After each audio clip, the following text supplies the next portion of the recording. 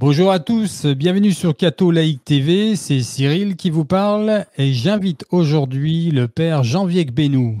Le père Janvier Benou, vous le connaissez déjà, c'est le prêtre qui en octobre dernier a écrit une lettre, entre autres choses, qui stipulait ce qu'il a appelé les hérésies du pape François. Nous avons aussi par la suite, à sa demande, organisé un rosaire mondial et depuis on s'est pas beaucoup parlé plutôt, et j'ai découvert récemment qu'il était attaqué par le Vatican et Opus Dei, donc en procès canonique, qu'il va nous expliquer aujourd'hui. Il a accepté de répondre à mes questions. Bonjour Père Janvier Benou.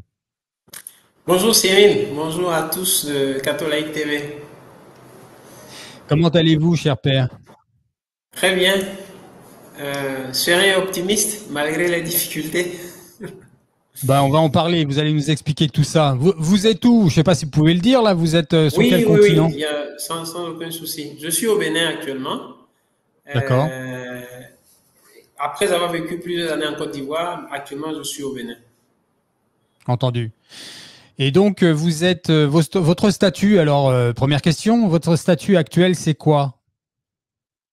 Donc actuellement, je suis depuis le 1er février 2022, j'ai été exclu de l'Opus Dei parce que depuis l'année 2020, j'ai publié plusieurs textes et des vidéos sur les erreurs que le pape François a insérées dans l'enseignement de l'Église catholique depuis l'année 2016 avec Amoris Laetitia et consorts. Alors, j'en ai parlé publiquement, j'ai expliqué aux chrétiens le contenu de ces erreurs, pourquoi ces erreurs ont des conséquences graves pour la famille, le mariage, les sacrements, et pourquoi il est impossible de se taire, et pourquoi il est nécessaire qu'il y ait une rectification de la part du pape François et du Vatican. Alors, cela n'a pas on va y revenir, ça, Père, promis. Je vais juste pour organiser un petit peu le débat. Donc, officiellement, vous n'êtes plus dans Opus Dei. Voilà, officiellement, je ne suis plus prêtre de l'Opus Dei. Je suis à la disposition du Vatican et donc je peux m'incardiner dans n'importe quel diocèse du monde. Voilà. D'accord, mais vous êtes toujours un prêtre catholique romain. Oui, je suis toujours prêtre catholique romain, oui. Associé à aucune paroisse pour l'instant. Pour l'instant, aucune paroisse, aucun diocèse, aucun évêque, oui. Entendu. Votre procès est daté pour quand? Le procès a été ouvert le 19 février 2024 et il devait y avoir une première audience à laquelle je n'ai pas pu assister, ensuite une seconde audience et finalement l'audience qui va être véritablement la première à laquelle je suis tenu d'assister, c'est celle du 8 mai, c'est-à-dire dans 10 jours pratiquement. Voilà. Ah oui, c'est bientôt en effet. Oui, oui c'est bientôt. D'accord. Dans les grandes lignes, vous pouvez nous expliquer comment fonctionne l'État du Vatican et donc un procès en canonique pour vous, les étapes, c'est quoi? Bon, d'abord, il faut dire que je ne suis pas un expert, c'est nouveau pour moi. Je n'avais jamais imaginé me trouver un jour en procès canonique, surtout parce que je prêche la vérité que l'Église a toujours prêchée, c'est-à-dire l'enseignement traditionnel de l'Église. Je n'aurais jamais imaginé que cela aurait pu me conduire à un procès. Et ce dont je veux parler, c'est ce que j'ai vécu. C'est-à-dire, avant qu'il y ait un procès, il y a ce qu'on appelle des admonestations. C'est-à-dire, on rencontre la personne concernée 3 fois en lui disant il faut que tu renonces à ce que tu es en train de faire, sinon on va ouvrir un procès contre toi. Donc, j'ai eu droit à ces admonestations-là où on m'a dit il faut que tu te taises, il faut que tu gardes le silence sur François, tu ne dois pas parler des erreurs que tu vois.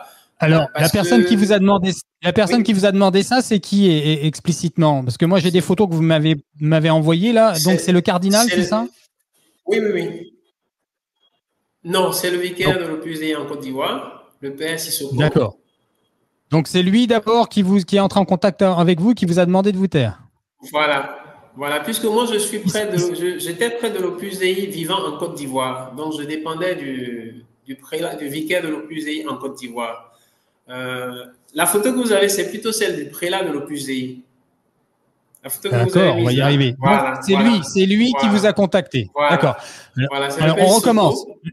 Oui, Sissoko, d'accord. Ça, c'est le père Sissoko, oui, responsable d'Opus Dei en Côte d'Ivoire, qui vous contacte. OK. voilà, Qu'est-ce qu'il vous dit? Il voilà, vous demande à 3 reprises de vous taire, c'est ça? voilà, de garder le silence.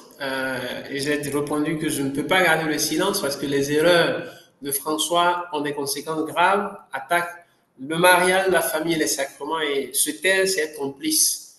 Voilà. Très bien. Ça, on va Et y donc, revenir. Le contenu, le pourquoi, oui, on va y revenir, promis. oui, Donc, il vous demande de vous taire 3 fois, vous refusez. Est-ce que vous avez eu un contact voilà. directement avec le monseigneur et le cardinal ou pas? Oui, parce que lorsque j'ai refusé, l'Opus Dei à Abidjan a décidé alors de m'exclure de son institution et que D'accord. je pouvais faire appel à cette décision-là. Donc, j'ai fait appel justement au prélat qui apparaît maintenant à l'écran. Je fais appel au Qui lui est prélat pour lui dire, qu'il est monseigneur. monseigneur Il n'est pas évêque, il est monseigneur. Il est prélat d'honneur de sa sainteté, donc monseigneur Ocaris, prélat de l'Opus Dei. Ocaris. OK. Très bien. Voilà, prélat de Et l'Opus lui, Dei. Donc, je fais il est à appel. Rome, lui? Il est à Rome, il vit à Rome, Très puisque bien. le siège OK. central de l'Opus Dei est à Rome. OK. Donc, vous avez fait appel et c'est lui qui Voilà. reçoit cet appel. Entendu. Voilà, il reçoit cet appel et il dit, moi je confirme la décision que ceux d'Abidjan ont prise. D'accord. OK. Donc, il Voilà, réitère la demande de vous taire, voilà. de faire Je peux silence. ouvrir une petite parenthèse. Allez-y, père. Euh, la manière dont tu le dis est drôle parce que ça m'a rappelé le jugement de Jésus. Bon, je le dis avec beaucoup d'humilité, mais ça m'a fait sourire parce que moi, je fais appel en disant, je ne peux pas accepter la décision de ceux d'Abidjan parce qu'il y a telle erreur dans les enseignements de François, etc., etc. Et lui, il ne parle pas de ces erreurs-là. Il dit, votre recours est rejeté parce que vous-même vous dites, vous vous condamnez. Mais il ne Parce dit que quoi? pas, Parce que quoi? parce que vous dites, vous vous condamnez, parce que vous dites, vous confirmez votre sanction. Voilà. Donc, il ne dit Alors, pas, oui. quand vous dites, parce que vous dites, par la façon dont vous le dites, les éléments de langage, Non, non, par les mots que j'utilisais, par l'explication que j'ai donnée, par ce que D'accord. je dis, à travers ce que je dis, il confirme la sanction qui a été retenue. Voilà. Et quand Donc, vous ça veut dites dire ce que vous dites, quand vous dites ce que vous dites, enfin, quand vous dites, pardon, on va y arriver, quand vous dites qu'il dit parce que vous dites, là, il sous-entend la totalité de votre lettre ou il y a eu des mots particuliers de prononcer? non, non, non, non, la totalité de ma lettre, c'est-à-dire, moi, D'accord. j'écris une Bon, ça, lettre pour on va y dire qu'il revenir. y a telle ou telle erreur dans l'enseignement de François. Et lui, il ne se prononce pas sur ce fait-là. Il ne dit pas, effectivement, tu as raison, il y a telle ou telle erreur. Alors, il D'accord. dit simplement, à travers ce que tu dis, tu confirmes la sanction qu'on t'a imposée. Je ne sais pas si D'accord. vous voyez. C'est-à-dire, il refuse en fait de se prononcer sur la réalité des faits. Parce que Oui. s'il se prononce dessus, il ne pourra pas me condamner, il ne pourra pas confirmer la Oui, sanction. je comprends. Je En fait, comprends. C'est la là, moi, désobéissance. Enfin, je vais attirer c'est l'attention le sur fait. l'hypocrisie, en fait, de la décision. Ok, ok. Mais ouais, donc il s'acharne sur le fait que vous voulez pas vous taire et donc vous êtes Voilà. envoyé en procès canonique pour manque d'obéissance. C'est le terme, hein, Oui, désobéissance oui, au fait qu'on vous demande de vous taire. Voilà, d'accord. c'est ça, Et c'est à ça. quel moment le cardinal entre en compte? Plus tard, parce que après l'appel au prélat, le prélat me dit que si je ne suis pas d'accord avec la décision qu'il a prise, je peux faire appel à son supérieur. Dans ce cas, le supérieur, c'était le pape François lui-même. Donc, j'ai fait appel à François, tout ça c'est en 2022, et j'ai écrit une lettre au pape François où je lui ai expliqué le fait qu'il a fait telle ou telle erreur, et qu'à cause de cela, moi, aujourd'hui, on m'exclut de l'Opus Dei. Et donc, je lui ai posé le problème, et malheureusement, le 4 juin 2022, le pape François a confirmé la décision prise par l'Opus Dei d'Abidjan et le prélat de l'Opus Dei. Et Entendu. lorsque cette décision de François a été donnée, il a été dit que je devais garder le silence, sinon il y aurait d'autres mesures disciplinaires contre moi.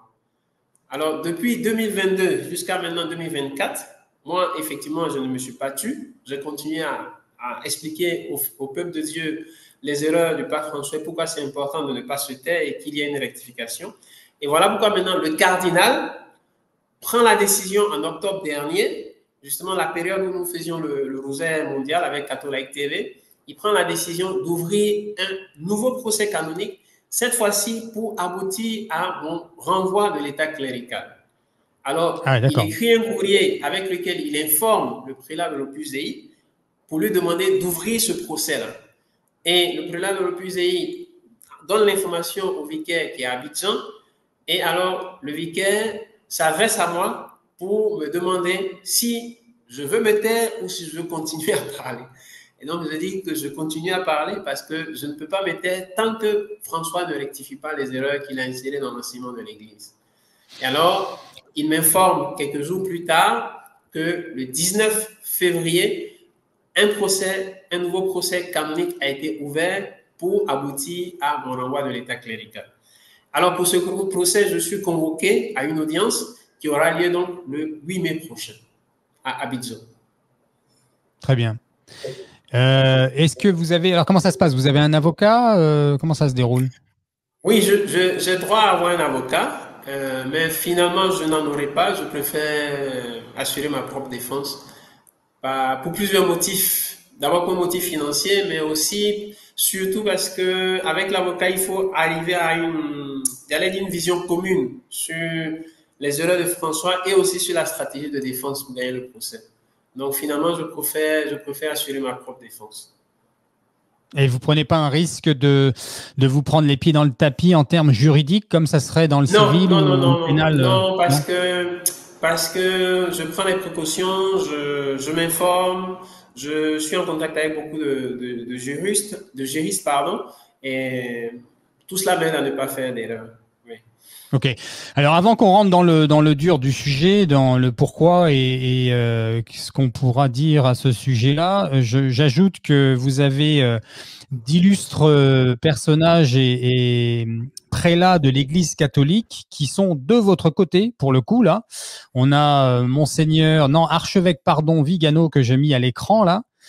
Donc, lui, il a pris la parole pour vous accompagner et vous soutenir et demander à ce qu'on prie pour vous et mettre en exergue le fait que ce que vous avez dit n'est aucunement un mensonge et qu'à contrario, vous dites la vérité. C'est bien ça? C'est ça, c'est ça. Je voudrais remercier, je profite pour remercier l'archevêque Vigano parce qu'à plusieurs reprises, il a pris ma défense publiquement. Est-ce qu'il y a d'autres prélats qu'on peut mentionner qui ont rejoint l'archevêque? Pour le moment, non. Mais j'essaie d'entrer en contact avec les cardinaux africains pour les encourager à intervenir aussi. Voilà. Entendu. Bon. Alors, je signale que le père Gbénou a demandé à ce qu'on prie pour le pape et on va le faire. Je ne sais pas si vous voulez plutôt… je vais vous laisser, bien sûr, évidemment, parce que vous êtes le prélat, guider la prière, mais je vous demanderai aussi pour les auditeurs, c'est de le faire en latin, si ça ne vous dérange pas. Oui, pas de souci. Oui. Et en même temps, je vous demande pardon, j'aurais même pas dû vous demander ça. C'est un manque d'humilité de ma part. Je vous laisse faire ce que vous voulez, père. Je retire et je dis publiquement. Non, pas de souci, pas de souci. Voilà, je vous laisse. Amen. Amen. Pater noster que sinceris, sanctificetur nomen tuum, adveniat regnum tuum, fiat voluntas tua sicut in cielo et in terra.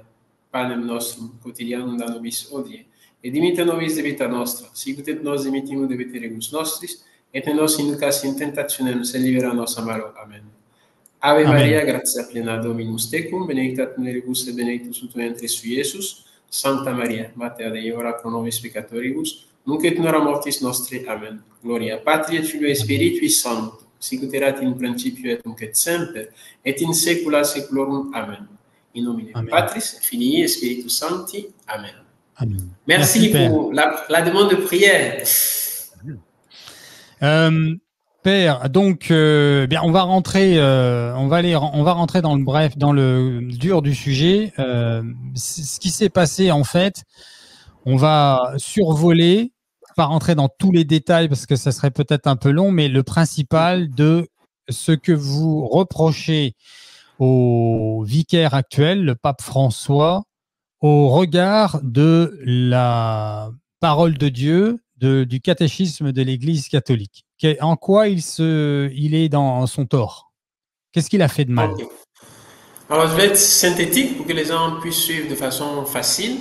Il faut suivre les années parce que ça donne, ça emmène plusieurs personnes à le penser et moi aussi je suis de cet avis-là qu'il y a un plan, il y a un organigramme.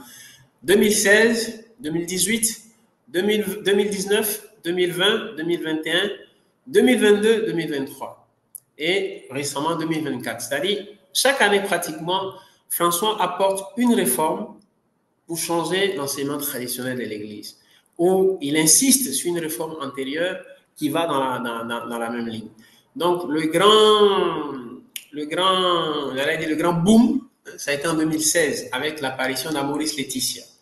Un document qui contient beaucoup de belles phrases, beaucoup de belles choses, mais qui contient aussi ce que certains ont appelé un venin, le venin de l'éthique de situation, du relativisme, en relation avec le sacrement de la confession, le sacrement de l'Eucharistie, le mariage et la famille. Oui.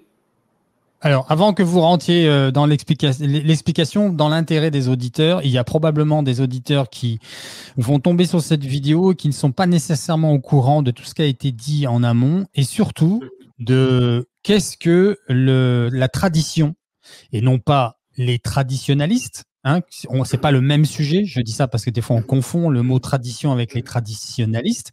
Là, on parle de la tradition de l'Église catholique, c'est-à-dire de l'enseignement du Christ à ses apôtres qui a été transmis de manière apostolique, c'est-à-dire sans interruption, depuis Saint Pierre, Saint Paul et les autres apôtres jusqu'à nos évêques d'aujourd'hui et le Saint-Père, le pape actuel. Et donc, pour finir à ce sujet-là, le pape en tête et les évêques sont garants et protecteurs de cette tradition. Aucun pape ni évêque ne peut changer un iota de ce qui a été transmis. Ils sont là pour le protéger justement. Ils ne sont pas là pour le réinterpréter. C'est la base de ce qui se passe ici, chers auditeurs. Donc maintenant, le père Bénou va nous expliquer justement en quoi ils ont dérogé à leur travail de protecteur de la foi catholique. On vous écoute, père. Voilà. Et donc, en 2016 apparaît Amoris Laetitia, un document dans lequel il y a des phrases qui sont problématiques.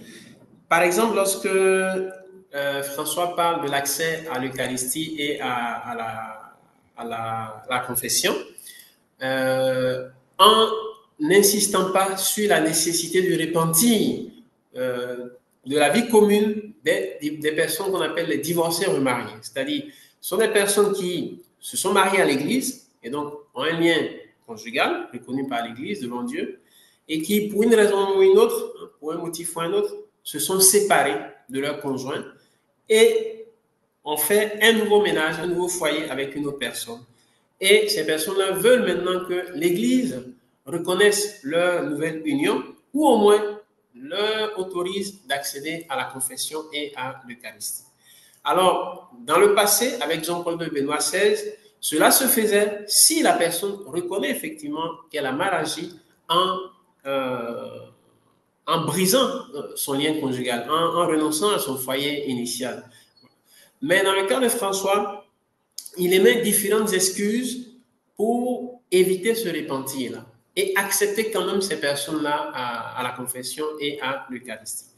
Et là, c'est un changement radical avec le passé de l'Église. C'est-à-dire, des 266 papes que l'Église a connus, François est le premier et le seul à donner une telle concession.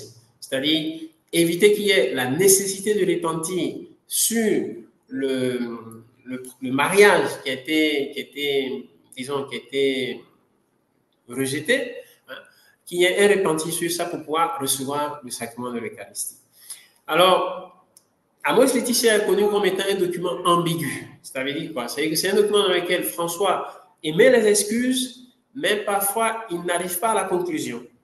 Et justement, pour pouvoir savoir quelle est la conclusion, on a besoin d'un second document. C'est-à-dire que pour tous ceux qui veulent comprendre pourquoi Amoris Laetitia est problématique, il y a nécessité d'un second document qui est très important, que parfois on peut ignorer, mais qui est très important. Pourquoi c'est important? Parce que François lui-même a dit que c'était important. C'est une lettre que les évêques de la région pastorale de Buenos-Aires ont adressée à François en 2016, le 5 septembre 2016, lettre dans laquelle ils expliquent à François comment ils appliquent à Maurice Laetitia dans leur région. Alors, dans cette lettre, il y a 3 phrases qui sont problématiques. Je ne vais pas les citer toutes, pardon, mais il y a une phrase qui dit clairement « L'engagement à vivre dans la continence est une option ». Alors, cette phrase-là est une hérésie, c'est une erreur. L'engagement à vivre la continence, c'est la chasteté, en fait, la vertu de la chasteté. On ne peut pas dire que la vertu de la chasteté est une option. Ça veut dire que c'est une option, ça signifie que certaines personnes peuvent vivre cette vertu et d'autres ne peuvent pas. Et ça va contre l'enseignement du Concile de Trente, ça va contre l'enseignement des pères de l'Église, ça va contre l'enseignement de Jean-Paul II, de Benoît XVI, etc., etc. Et pourtant, la chose surprenante, c'est que le pape François a ordonné que, d'abord, il a écrit une lettre d'acceptation de cette lettre des évêques argentins dans laquelle il dit que c'est la seule interprétation d'Amoris Laetitia, il n'y en a pas d'autre. Et en plus, une année plus tard, il a ordonné au cardinal Pietro Parolin de publier la lettre des évêques argentins et sa lettre d'acceptation sur le site internet du Vatican et d'inscrire cela dans les archives officielles du Vatican. Alors je fais juste une petite parenthèse pour les auditeurs. Je vous la fais en bon français pragmatique comme je suis. Ce que ça sous-entend, et je parle sous l'autorité du Père Janvier, vous me corrigez si je dis une bêtise, Père, c'est que derrière ça, c'est un peu comme si le pape disait, par rapport à la continence et à la chasteté, certains, s'ils le veulent, peuvent laisser tomber leur croix. Vous pouvez la mettre de côté, ne pas la porter. C'est un peu ça qu'il dit en fait. Hein. C'est la différence entre la tolérance et la permissivité. Il y a de la permissivité qui s'installe et au regard du monde dans lequel aujourd'hui, dans lequel on vit, aujourd'hui, qui n'a plus le sens du péché. C'est vrai que ça arrive à point nommé. On n'aurait pas pu dire une chose pareille il y a 50 ans, puisqu'on avait le sens encore du péché il y a 50 ans et encore moins il y a 100 ans. Alors que là, aujourd'hui, tout est banalisé. Donc, il est vraiment, réellement en train de dire, et encore une fois, vous me corrigez, Père, si je me trompe, il dit quelque part, si vous ne voulez pas porter cette croix-là, ne la portez pas. C'est ça. Si, c'est ça. Il y a comme un refus de sainteté, en réalité. Un refus de sainteté et un refus de responsabilité aussi des actes qu'on a posés. Et puis, il y a aussi un scandale qui est créé par rapport à la préservation de l'institution matrimoniale. Voilà, parce que si on permet à des personnes qui ont, disons-le ainsi, laissé tomber leur engagement au mariage, on leur permet de recevoir l'Eucharistie sans repentir de ce qu'il y a eu dans le passé, on banalise le mariage. Ça y est, le mariage perd sa valeur, ça n'a plus de poids, ça n'a plus, ça y est, que tu vives bien ton mariage ou pas, bon, tu pourras accéder au sacrement. Donc ça n'encourage pas à bien vivre le mariage. Au contraire, ça emmène aussi à être infidèle, en sachant que plus tard, cela ne va pas m'empêcher de continuer à recevoir les sacrements. Donc ça a beaucoup de conséquences.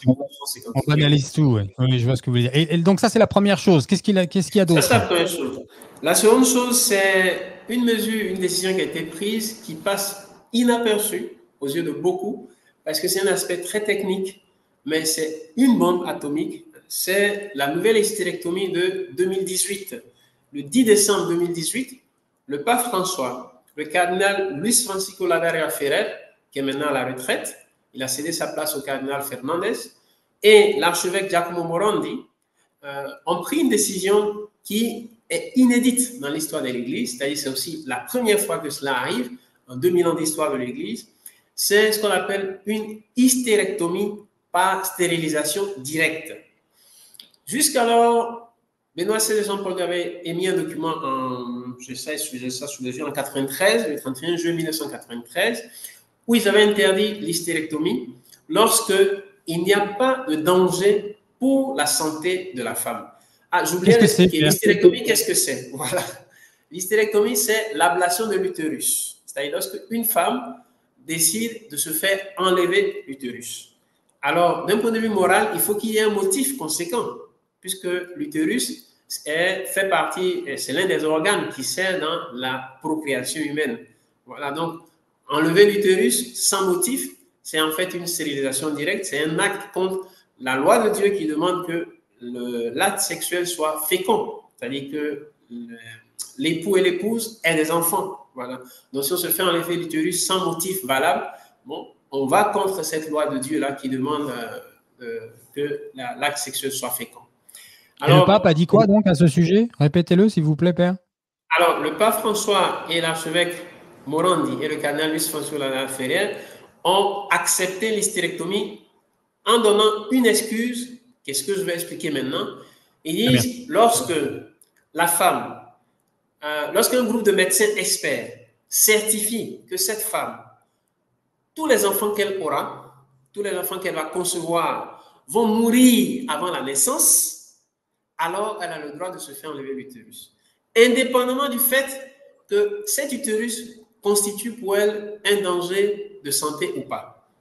Ça veut dire quoi? Ça veut dire que même si l'utérus ne constitue pas pour elle un ennui de santé, présent ou futur, du moment où tous les enfants qu'elle va concevoir vont mourir dans son ventre, dans son sein, elle peut se faire enlever l'utérus.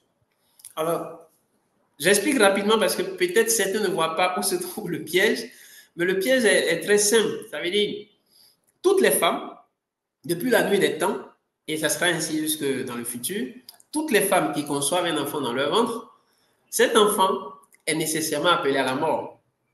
Tôt ou tard, que ce soit dans le ventre de sa mère, que ce soit à sa naissance, que ce soit quand il a 3 ans, que ce soit quand il a 15 ans, que ce soit quand il a 60 ans. Ça veut dire quoi? Ça veut dire quoi? Dire qu'une femme peut se faire enlever l'utérus parce que son enfant va mourir, c'est en fait un argument qui ne tient pas. Parce que tous les enfants sont mortels. Donc, si on donne cette autorisation à cette femme, on devrait la donner en fait à toutes les femmes. Ça signifie, ça sous-entend que toutes les femmes, sans que leur utérus constitue pour elles un ennui de santé, peuvent se faire enlever l'utérus, simplement parce que leur enfant va mourir plus tard. Pensons aux enfants trisomiques, par exemple, ou aux enfants qui ont un problème de santé chronique. Voilà. Pour un motif ou un autre, on peut se faire enlever l'utérus. Et c'est pas moi, la première chose qui m'est venue quand vous m'avez dit ça, comme j'étais pas du tout au courant, donc c'est vraiment spontané, je me suis dit, mais on ferme la porte au miracle. Aussi, oui. C'est la première chose qui m'est venue. C'est dire que Dieu, tu ne peux pas faire en sorte que mes enfants puissent venir au monde. Tu n'en es pas capable. Donc je dis non. Puisque tu n'en es pas capable, je fais recours à la science et on va gérer ça nous-mêmes sans toi, créateur. Voilà ce que j'ai ressenti quand vous avez dit ça. Oui, et c'est effectivement ça. Et il y a beaucoup d'exemples de femmes qui... Je le dis parce qu'en fait, moi, c'est ce qui a attiré mon attention. Moi, j'ai connu un couple qui ne réussissait pas à avoir d'enfant. C'est-à-dire, la dame faisait constamment des fausses couches. Mais à aucun moment, la dame a dit, je vais me faire enlever l'utérus. C'est l'attitude contraire. C'est plutôt, je vais mettre sous traitement, mon mari et moi, nous allons le mettre sous traitement, nous allons prier et nous espérons que le prochain enfant va rester. Combien d'ex-voto ont été créés, ont été posés sur les basiliques et les cathédrales du monde entier pour remercier la Vierge Marie. Je pense à Sainte Anne aussi, qui est beaucoup remerciée pour ça, hein, les grands-parents, à la demande d'un enfant et d'une grossesse qui se passe bien. C'est ridicule en effet. Enfin bon, je dis ça, je suis pas un expert, mais voilà ce qui me vient en premier. Oui, je trouve ça un peu ridicule. En tout cas, pas chrétien. Même si je comprends au premier abord de dire, voilà, on est certain que les enfants vont mourir, donc c'est inutile de créer de la souffrance, et pour les enfants à l'intérieur, et pour la maman, et pour les parents, donc on enlève l'utérus. Je comprends la logique humaine, mais la logique humaine est souvent pleine de mauvaise volonté venant du diable, donc il faut faire gaffe, en effet.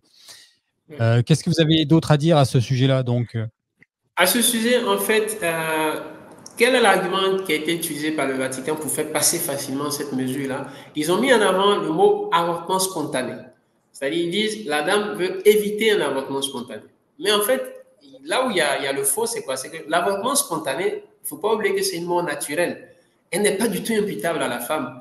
C'est-à-dire, l'avortement spontané, c'est quelque chose qui, pour un motif ou un autre, arrive dans le ventre de la femme. Ce n'est pas de sa faute. Elle ne le souhaite pas. Voilà, donc, ce n'est pas, on ne peut pas dire qu'à cause des fausses couches ou bien des avortements spontanés, on va se faire enlever l'utérus. Ça ne tient pas. Ça ne tient pas. Même d'un point de vue, j'allais dire, simple logique humaine, ça ne tient pas. C'est nécessairement honnêtement, une mentalité. j'ai pas compris. Qu'est-ce que ça veut dire, avortement spontané? Avortement spontané, c'est lorsque la femme perd naturellement l'enfant qu'elle porte dans son Ah, une fausse couche. Ce qu'on appelle une fausse couche. Voilà, ce qu'on appelle une fausse couche. Voilà.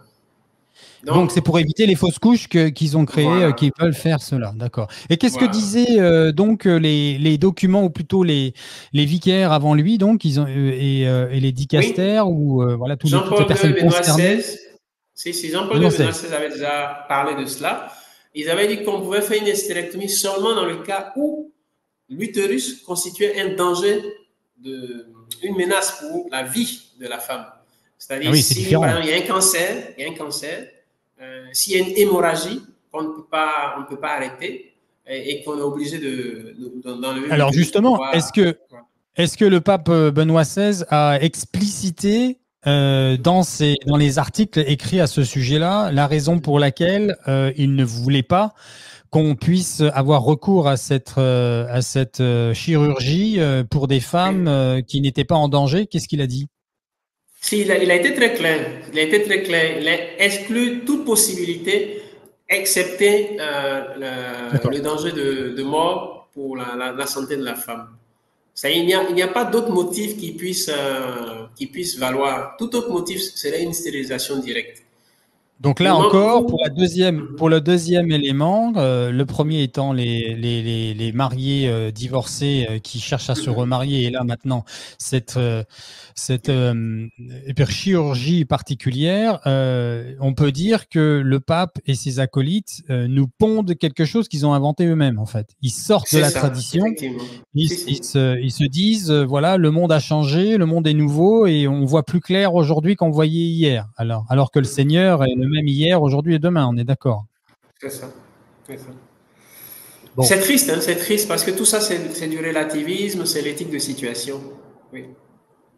Alors, ça, c'est la deuxième chose. Il y a une autre chose, Père? Oui, il y en a beaucoup. Allons-y. Il y en a beaucoup. Troisième, l'hérésie contre l'Immaculée Conception et la sainteté de la Vierge Marie. En fait, c'est l'hérésie la plus clairement exprimée par François, mais étonnamment oubliée par les cardinaux et les évêques. C'est l'hérésie la plus flagrante, 21 décembre 2018. François a dit, je cite textuellement, en italien, il a dit « Notre-Dame et Saint-Joseph sont pleins de joie. Oui, mais ne pensons pas que cela a été facile pour eux. On ne n'est pas saint, on le devient, et cela vaut aussi pour eux. » Donc là, il est en train d'affirmer que Marie n'est pas née sainte. Ah oui. Il dit « On ne n'est pas saint, on le devient, et cela vaut aussi pour eux. » On pourrait le dire pour Joseph, mais pas pour la Vierge Marie. Selon l'enseignement traditionnel de l'Église, Marie a été conculée.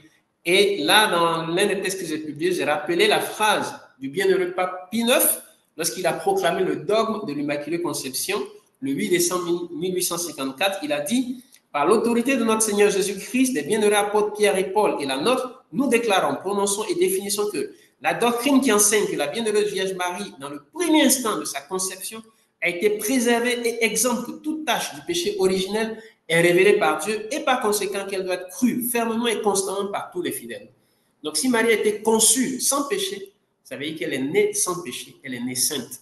Ce n'est pas sa vie qui la rend sainte, mais c'est sa conception déjà qui la rend sainte.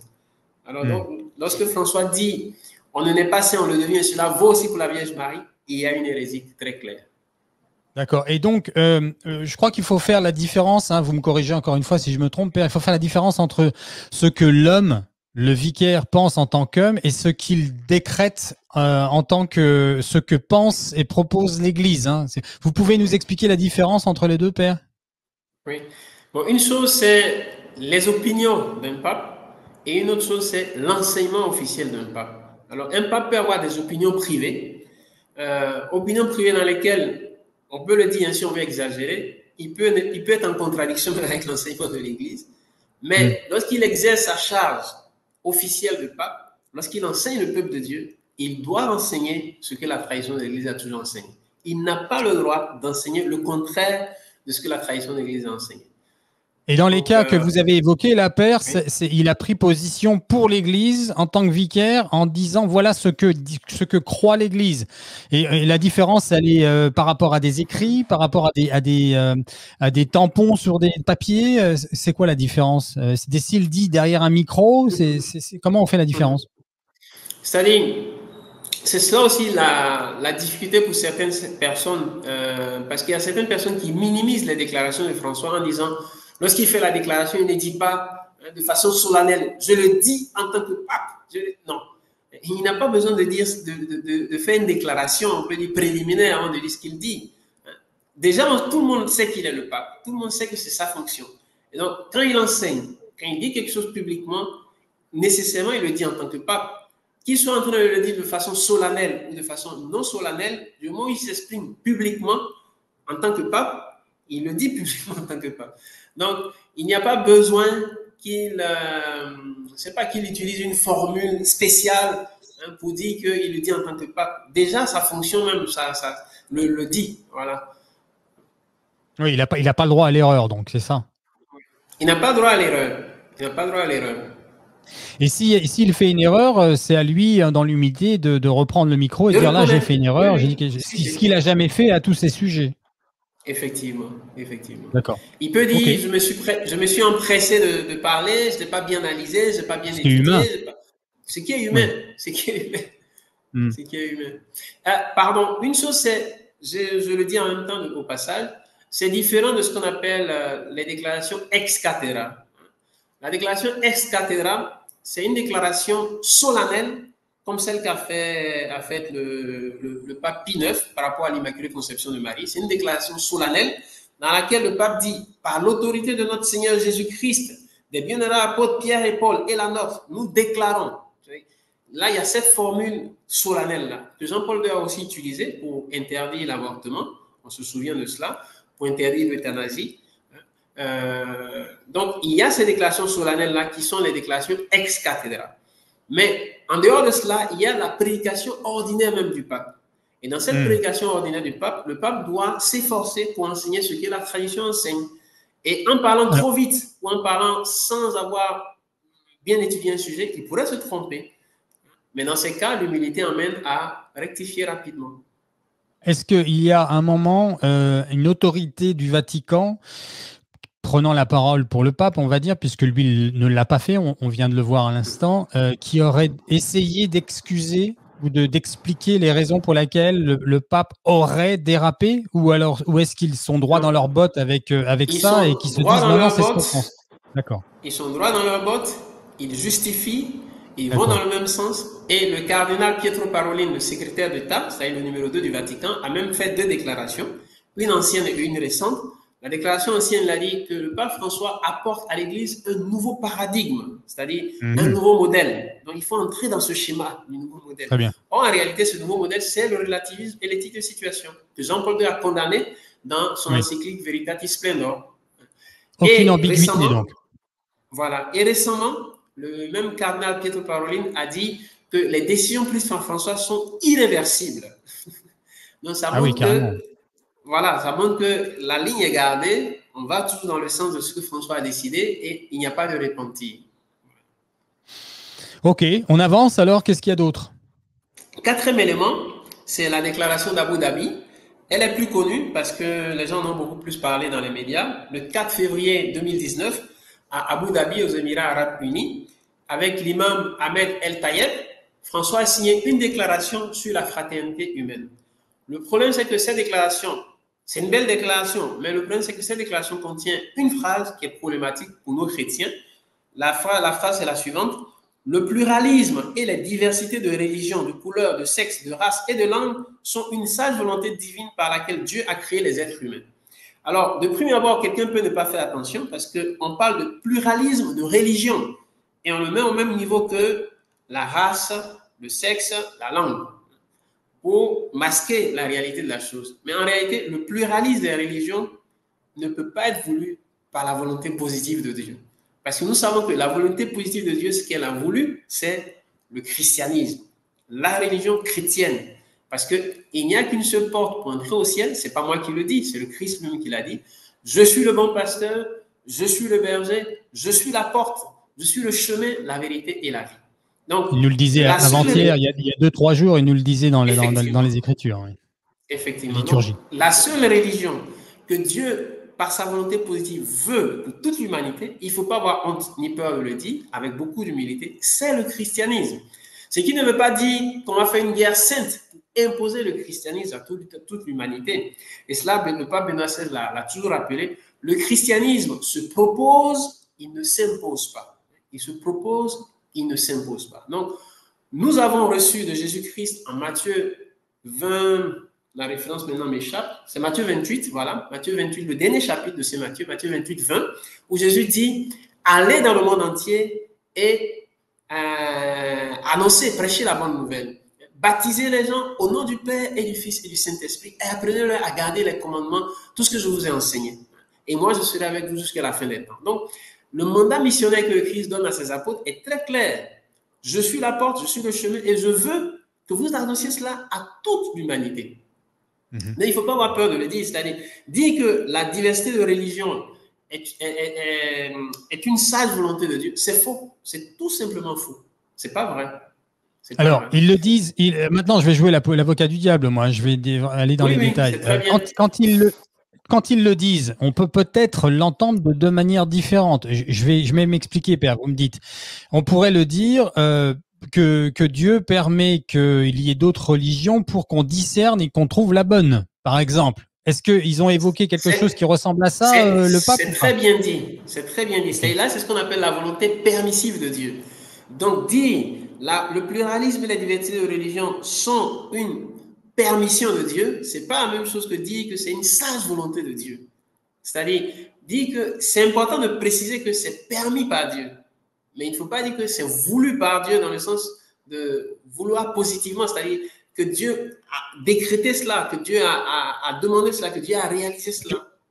Ce que vous voulez dire là, ce que vous ne dites pas, c'est que c'est plutôt la volonté du malin de diviser qui, lui, a créé d'autres choses, puisque quand on a la foi catholique et chrétienne, on se christocentre et on sait que tout le reste ne peut venir que du malin, sans accusation, sans méchanceté, juste par constatation spirituelle et de bon sens.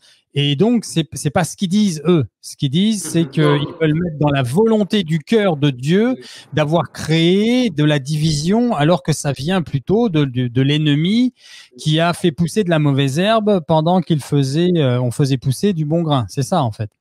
C'est ça. Je fais une petite parenthèse parce que moi, je pense aux religions traditionnelles. Hein.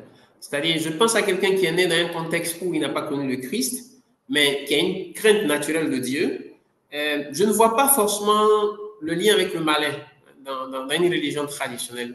Ça veut dire quoi? Ça veut dire que la personne a ressenti dans son cœur une révérence pour le Créateur qu'il ne connaît pas. Il a créé une religion pour pouvoir adorer ce Créateur-là. De fait, dans toutes les langues, il existe le mot Dieu.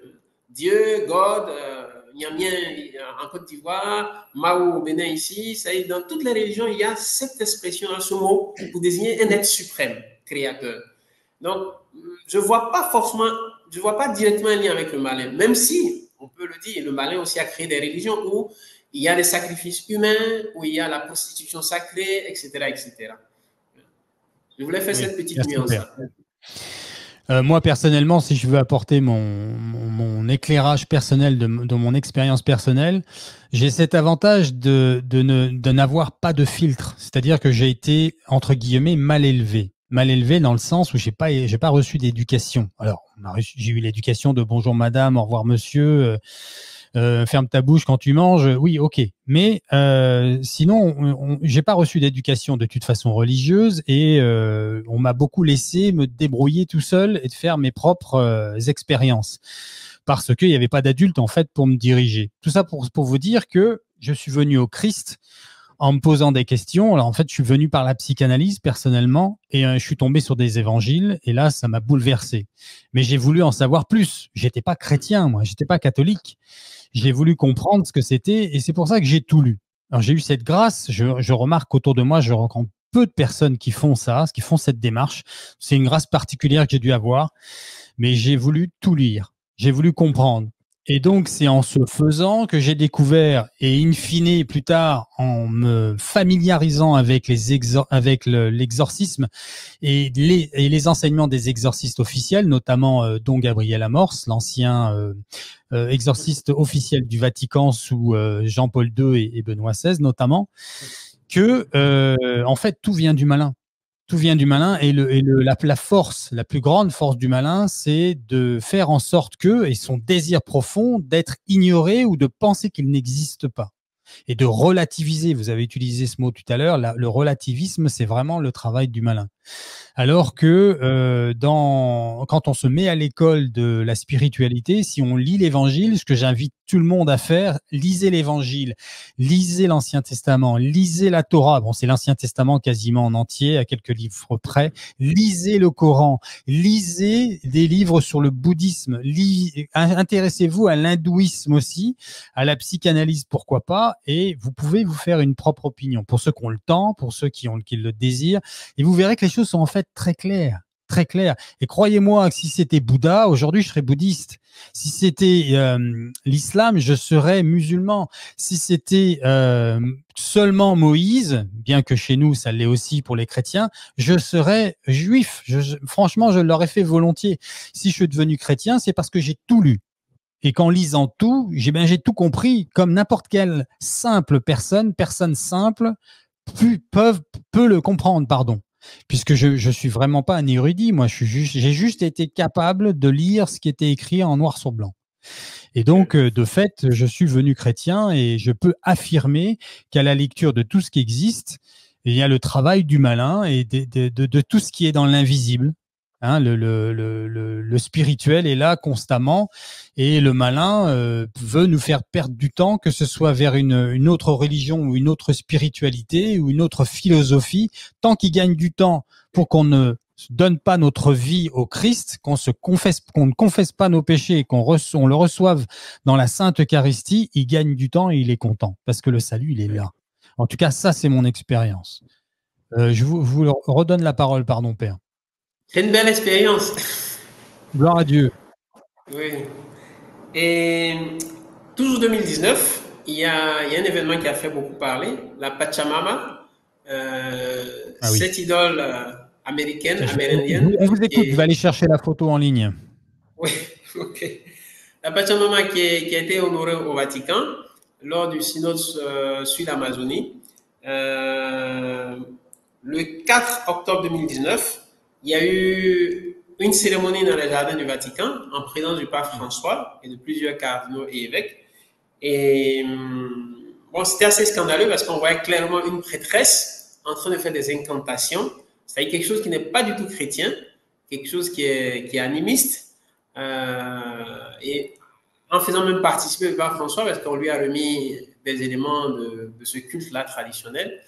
Et ça a été scandaleux parce que, surtout, je pense à ma propre expérience. Moi, je viens d'une famille qui est animiste. Nous avons laissé ces rites traditionnels-là pour nous tourner vers le Christ. Nous avons laissé ces rites de tronc à la fia, ces rites vaudous.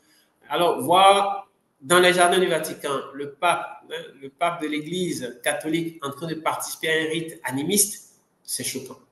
C'est choquant. Et cela a vidé beaucoup l'Église catholique parce que beaucoup d'églises protestantes ont utilisé ces images pour vider l'Église catholique de ses fidèles. Et c'est vraiment c'est triste et c'est dommage. C'est triste et c'est dommage. Et là aussi, il y a un relativisme. Qu'est-ce qui s'est passé exactement? Qu'est-ce qu'on peut reprocher à ce qui s'est passé et à quel moment? C'était lors d'une messe, lors de l'Eucharistie ou pas? Déjà, dans les différentes messes qu'il y a eu lors du synode de l'Amazonie, dans le décor, il y avait cette icône-là qui apparaissait, cette sculpture, voilà, de la Pachamama qui apparaissait. Mais ce qui a été scandaleux, c'est la cérémonie qu'il y a eu dans les jardins du Vatican le 4 octobre 2019. Cérémonie où étaient présents le pape François et plusieurs cardinaux et évêques. Où il y a eu une cérémonie païenne, en fait. Un rite animiste. Voilà. Auquel a pris part le pape François. Alors, ça a été scandaleux justement à cause de ces chrétiens qui proviennent de l'animisme, qui ont laissé ces pratiques-là pour pouvoir adorer le Christ. Voilà, voir qu'au Vatican, le pape participe à cela, c'est extrêmement choquant. Ok, alors attendez, je vais mettre ça en ligne. Hop. Et donc est-ce qu'il y a eu des prises de parole par d'autres cardinaux, d'autres évêques à ce sujet? Oui, il y a eu beaucoup de chrétiens qui se sont plaints, il y a eu quelques cardinaux, quelques évêques. Ça crée un tollé, un tollé dans l'Église, un peu partout, notamment aux États-Unis. Bon, puisque les images étaient publiques, tout le monde a vu les images. Voilà, c'est l'idole de la Pachamama qui est là, qu'ils ont essayé de présenter comme, c'est une femme qui porte un enfant dans son ventre, donc essayer de la présenter comme la mère terre. Voilà, une représentation de la mère terre. Certaines personnes ont même dit que ça représentait la Vierge Marie, etc., etc. Voici ça, c'est la prêtresse en question, en plein rite animiste. Et peut-être on ne va pas voir sur les photos, mais il y a un moment où elle remet l'un des objets de son culte au pape François. Et il y a un autre moment où aussi on voit un certain nombre de personnes et cette dame-là autour de quelque chose qui a été déployé sur le sol en train de faire une prostration, à genoux, la tête baissée, en adoration envers ces idoles païennes-là. Voilà, c'est bon, c'est triste. Voilà, c'est le mot qui me vient. C'est le même mot, mais ça traduit un profond sentiment, quoi. Là, la photo est pas elle est pas du bon côté, mais si on penche un peu la tête, on voit donc qu'on lui donne cette Pachamama dans la main là. Ok. Oui, et donc là, on lui reproche de faire quoi alors? Du relativisme encore, c'est ça? Oui, là c'est du relativisme des religions. C'est-à-dire, c'est ne pas rappeler que le christianisme et le culte chrétien est l'unique culte voulu par Dieu. Voilà. C'est l'unique culte voulu par Dieu. Mais est-ce qu'on peut pas… Alors, attendez, je vais jouer l'avocat du diable encore une fois. Moi, j'ai vécu dans d'autres pays avec d'autres cultures. Je pense notamment à Haïti ou aux Caraïbes, en Inde aussi. Mais bon, je ne l'ai pas trop vu en Inde, puisque là, c'était vraiment une congrégation catholique romaine sur place. Mais je prends aux Antilles, j'ai vu oui, la culture haïtienne, par exemple, venir faire. Il n'y avait pas de statue particulière d'autres, il n'y avait pas et certainement pas de voodoo, évidemment, même si ça vient de là-bas, mais il y avait une façon de faire beaucoup plus ostentatoire dans le sens où il y avait plus de fleurs, plus de fruits, de pain, de danse, de musique. Bon, bah ça, c'est pas un très bon exemple. Mais en tout cas, ça sortait vraiment de ce qu'on peut voir dans la messe traditionnelle, pour le coup, romaine et encore moins latine. Enfin, en latin, pardon. Et donc, est-ce que, puisque si vous allez en Nouvelle-Calédonie, si vous allez à Wallis et Futuna, si vous allez à des endroits comme ça reculés, en Australie aussi, chez les aborigènes, bon, quand vous apportez la bonne nouvelle, je pense aussi à la Polynésie française, ils ont leur propre culture et je crois savoir que dans chaque diocèse, il y a Cuba aussi, mais là Cuba c'est beaucoup plus tranchant dans le domaine de l'hérésie d'ailleurs, je crois, puisqu'ils font un culte à la Vierge Marie qui est mauvais là-bas. Donc c'est pas non plus encore un bon exemple. Mais vous voyez où je veux en venir et je finirai là-dessus, c'est qu'on peut apporter une touche culturelle. Vous pouvez nous expliquer à quel moment c'est ok parce que c'est culturellement compréhensible et qu'on va pas non plus les détacher, les déraciner dans leur propre terre et en même temps ne pas non plus basculer dans quelque chose qui est pour le coup pas chrétien. Oui. C'est très simple, hein, c'est très simple. C'est ce qu'on appelait dans l'Église le phénomène de l'inculturation, c'est-à-dire que l'Évangile a cette capacité-là de s'exprimer dans la culture propre de chaque endroit, mais sans perdre on peut dire son essence, hein, sa racine. Voilà. Donc, dans certains endroits du monde, il y aura plus de fleurs parce que ça manifeste, ça symbolise la joie. Il y aura des couleurs vives, il y aura des couleurs moins vives. Dans d'autres endroits, il y aura des danses. Au moment, par exemple, en Afrique, au moment de l'offrande, on appelle ça la procession des offrandes. Ça se fait sous la forme d'une danse. Mais on n'offre pas, par exemple, le vin des palmes pour faire la messe. Non, on offre le vin de vigne. Pourquoi? Parce que si on offre le vin de palme, c'est-à-dire là, on est en train de faire une inculturation mauvaise dans laquelle on est en train de changer un élément essentiel du christianisme. Je m'explique, non, je pense. Oui, s'il vous plaît. Voilà.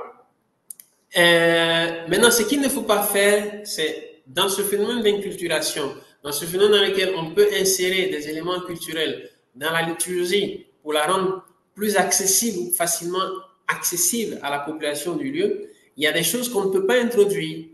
Il y a, comme je disais tout à l'heure, des changements qu'on ne peut pas faire dans la liturgie catholique, mais il y a aussi des éléments de la culture du lieu qu'on ne peut pas non plus introduire. Par exemple, on peut pas introduire des divinités locales, parce que là, ça crée une confusion. Ah oui, alors là, vous avez touché le corps du problème, c'est que c'est en fait, c'est reconnu comme une divinité locale. Voilà, c'est une divinité locale. Le problème est là, en fait. La Pachamama, c'est une divinité locale. Alors, c'est ça le problème avec la Pachamama. Ce n'est pas juste un élément culturel, mais c'est que c'est une divinité locale. Alors que on mélange deux spiritualités. Voilà, le premier commandement nous dit d'adorer Dieu seul, hein, et de ne pas faire... Bon, de ne pas adorer autre chose que Dieu. Hein. Mais là, on adore une divinité qu'on appelle la Mère Terre. Oui. C'est pas chrétien. Oui, c'est vrai que j'ai vu je vais le dire parce que je l'ai vu, j'ai vu une messe. Ça s'est passé où, ça? Dans la cour du Vatican, c'est ça? Oui, dans les jardins du Vatican, le 4 octobre 2019. Je me souviens qu'il y avait un genre de sorcier qui était venu, qui avait fait une prière et qui a invoqué justement la Mère Terre et tout ça. Et donc là, on bascule dans des... C'est pas du voodooisme, c'est du... comment on appelle ça? C'est de l'animisme.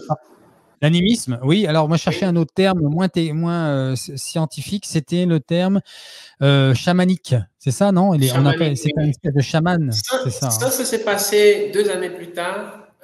Non, 3 années plus tard, en 2022. J'ai ça sous les yeux. 25-27 juillet 2022 au Canada, avec les autochtones du Canada, en présence aussi du pape François, où il y avait des chamans indiens qui ont invoqué les esprits de leur terre. Voilà, ils ont fait aussi des incantations. Alors, je veux juste dire quelque chose pour les auditeurs qui pourraient avoir un doute à ce sujet. Et le malin est malin, hein. C'est vraiment son nom à lui, hein, son second nom, son prénom ou son nom principal, c'est vraiment d'être malin. C'est qu'il arrive d'une manière pas franche du tout et il nous fait passer les vessies pour des lanternes. Et de quoi je parle là, c'est que je connais assez bien le spiritisme et tout ce qui est en dehors de la foi catholique, non pas pour avoir vécu dedans, mais pour avoir été confronté à ça par la famille, par les amis. Et on pourrait avoir une approche que je comprends très bien, psychologiquement, on peut l'expliquer, je peux même avoir de la compassion pour ça, de relativisme, en disant mais non, mais c'est des bonnes énergies, c'est du bien. Je pense à quoi là? Je pense aux guérisseurs, je pense aux coupeurs de feu, je pense aux chamans qui vont apporter un bien à court ou à moyen terme. Toutes ces choses-là sont mauvaises. Pourquoi? Parce qu'elles ne sont pas christocentrées.